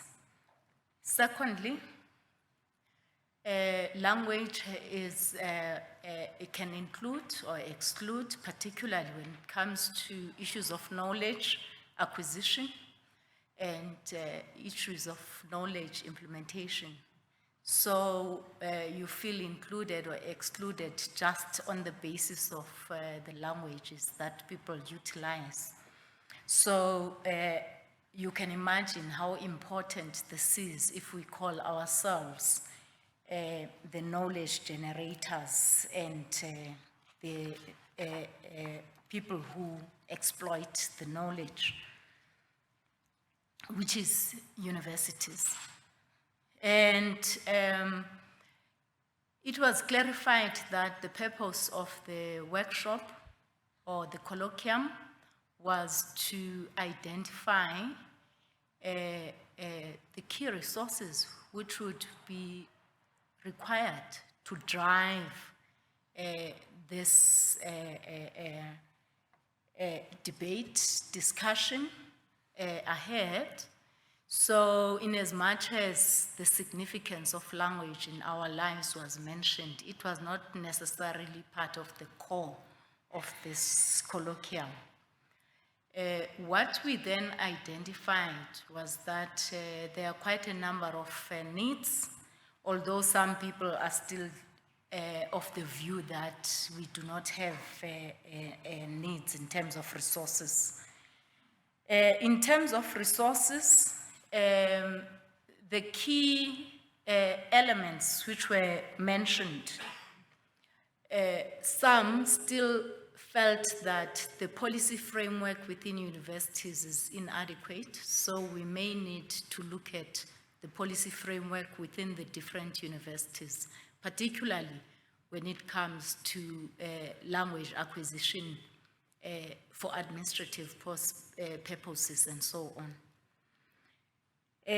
Others felt that there needs to be a little bit of centralization of the structures which manage the process, a little bit of elevation of such structures in such a way that they are at a higher level than just ordinary departments for African languages. So that centralization of structures has been highlighted as important. And when one is introducing a particular concept which is supposed to be institutionalized, this is quite a common occurrence. In our case, we've seen offices of innovation within institutions. You'll find out that they are in almost every institution now, and they are referring to all forms of technological innovations and innovations in general, even within humanities and social sciences, copyright and so on and so on. So we're not talking about something new. This thing has happened some 10 years ago. There were none of these offices. Now you'll find out that almost every institution has them. And the requirements were that, apart from the structuring, were that the human capacity development is required.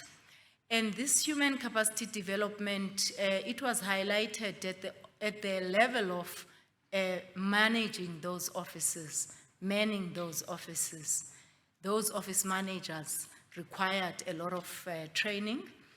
And the resources as well in terms of human capacity, not for developing now the existing resources which needed to be acknowledged were those of other staff members together with students who are not necessarily within the African languages.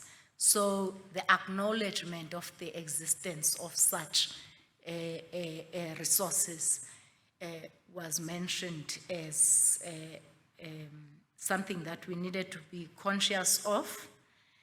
And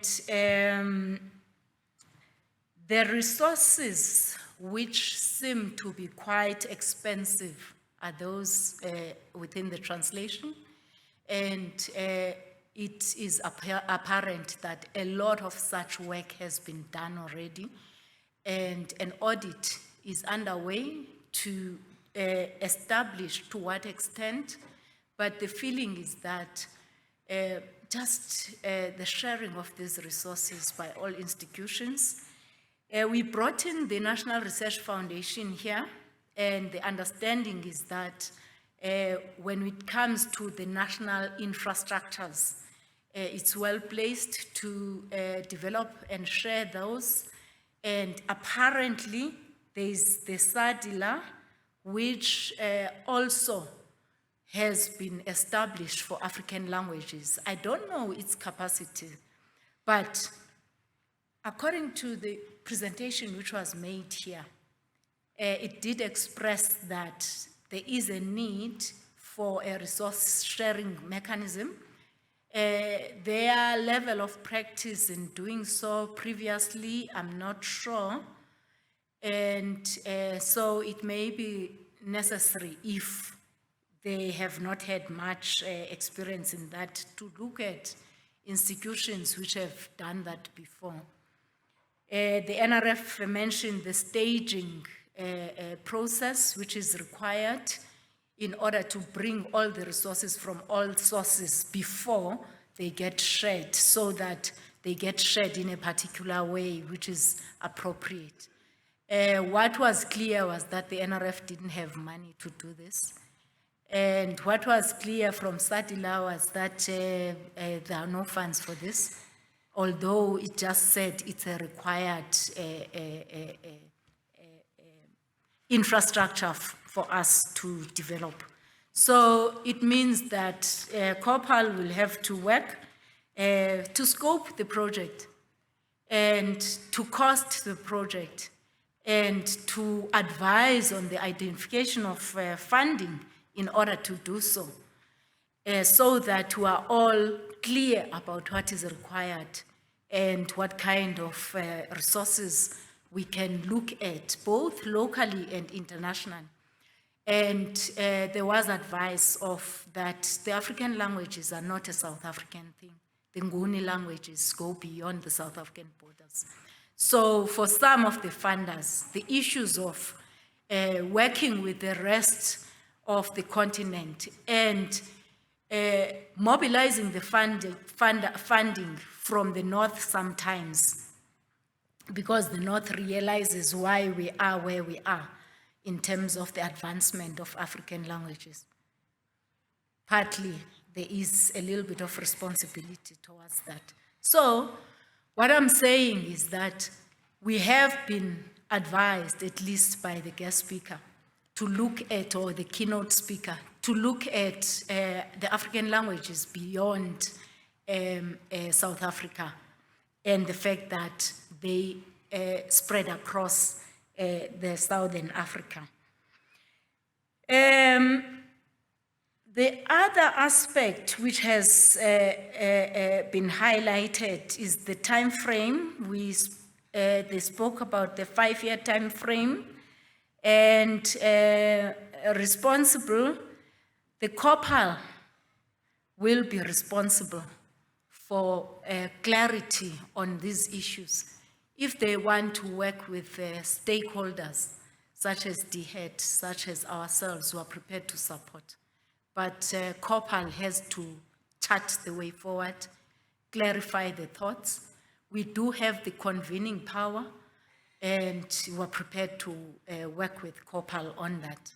So UCDP made it very clear that they've applied for funds. The funds are not available as yet, but they are hoping that the funding will be available. From our side, you've been working with USAF in terms of convening, like today. We're prepared to still do that, to assist you in terms of scoping, in terms of establishing partnerships, and in terms of clarifying the thoughts to the level where the work can be implementable. So on that note, colleagues, I think that that more or less sums up the resource requirements that we have discussed in this room. If I left out something, I think, please feel free to just highlight it. Thank you very much.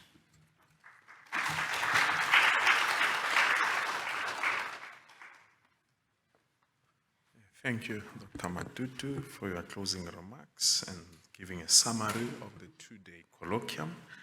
Ladies and gentlemen, when we started yesterday, you were welcomed by the Vice Chancellor and Principal, Professor Kupe, and to affirm that welcome, he is here again to close the colloquium and also to confirm that what transpired in the Senegal Parliament did not transpire here as well. We are still together despite our differences, because the aim is to ensure that we promote all indigenous languages. Without further ado, ladies and gentlemen, allow me to invite the Vice Chancellor and Principal of the University of Pretoria, Professor Tawana Kupe, to close the colloquium officially. Professor Kupe.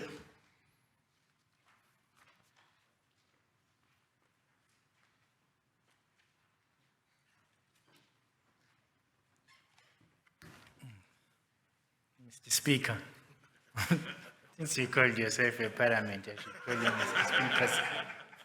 Honorable Speaker, Professor Maimela, thank you very much for calling upon me to close this session of Parliament. A very good afternoon, colleagues. This colloquium, which is the second Yusuf Kopal Vice Chancellor's Language Colloquium, has been extraordinarily productive and edifying. On arriving yesterday, we had many questions about how to move forward in implementing the language policy framework for higher education institutions, both as individual institutions and as a sector. These questions have for the most part been answered, although it is invariably true that one good question leads to another and then another, revealing fresh avenues for inquiry and uncovering more ground that needs to be covered. When it comes to multilingualism in higher education in South Africa and further afield in Africa, our continent, there are vast swaths of ground to be covered. Dr. Matutu just referred to one of those factors. While the continent is home to more than 2,000 languages, UNESCO estimates that only 25% of these languages are used in secondary education across the continent, and only 5% in higher education. South Africa is a similar situation. Even though we have a multilingual country with 11 official languages, language practices at schools and universities still largely reflect the colonial and apartheid legacy. What that means for millions of children, adolescents, and young adults is that access to curricula and learning tools in languages other than English and Afrikaans is limited, one could say even very limited. This has severe consequences. When their home languages are not used in teaching and learning, young people struggle to understand terminology in the fields of study and to write academic texts. The result is higher dropout rates and poor academic achievement. At the same time, service delivery suffers when graduates are unable to communicate effectively with people whose first language is not English. Many of you here who speak African languages know that a grandmother will say in isiZulu, that does not mean they have a heart problem. They might actually be talking about some of those things that cause them tension and psychological pressure. So the doctor cannot rush with them with a stethoscope on the heart. It's not about the heart, it might be something else. Yet there is hope. As we have heard at this colloquium, South Africa's universities are not standing still on multilingualism.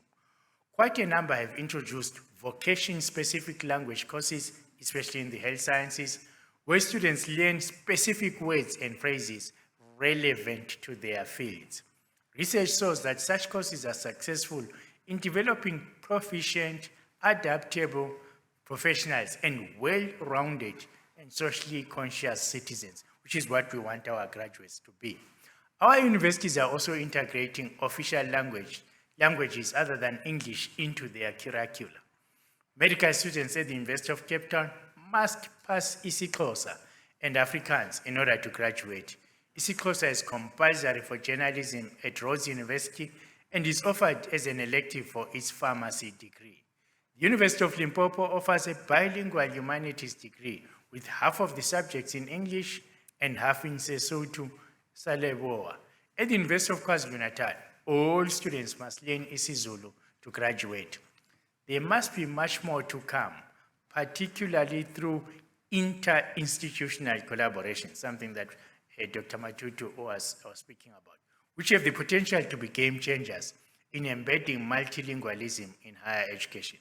By acting together wherever feasible and practicable, we can create powerful ripple effects that will impel multilingualism forward as a core skill that every student should acquire. There will, of course, be challenges, but it is clear that the senior leaders of our universities see multilingualism as an opportunity to contribute to a just, equitable society for all, regardless of the languages we speak. I, for one, leave this conference energized and motivated, knowing that the higher education sector is committed to co-creating a multilingual future, that the support we need to do that is also available. I thank you, but before I end, I must also thank, in particular, Professor Langa and Kopal, and Dr. Matutu, our Chief Executive at USAF, and also the Honorable Speaker, Professor Maimela, for carrying us through this day. Ladies and gentlemen, I thank you, and Honorable Speaker, am I allowed to say lunch is served? Yes. Thank you, Mr. Speaker. Say lunch is served.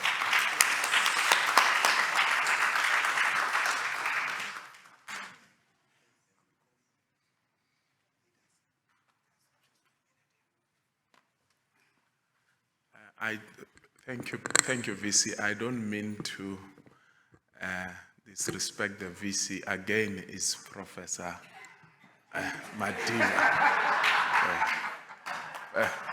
I think Professor Madiba must come back to Pretoria. Stellenbosch is not so kind to him. He has a quick announcement, ladies and gentlemen, but the lunch will be served at the foyer. Professor Madiba. Thank you very much. Really, I apologize to come after the VC has spoken. I just want to, well, as the elder, you know, I might look young, but I'm about to retire, you know. So I'm an elder. And, you know, Kopal started 2016. It has come a long way. And now we have a team that is going out, the Professor Kumalo, and then Professor Mzanga. This is their last meeting. The new team is coming, Professor Badenhorst, and then Professor Hlongwa. They will be coming. So I just want us to thank the outgoing team and welcoming the new team. Thank you very much, colleagues, for all your hard work. Thank you.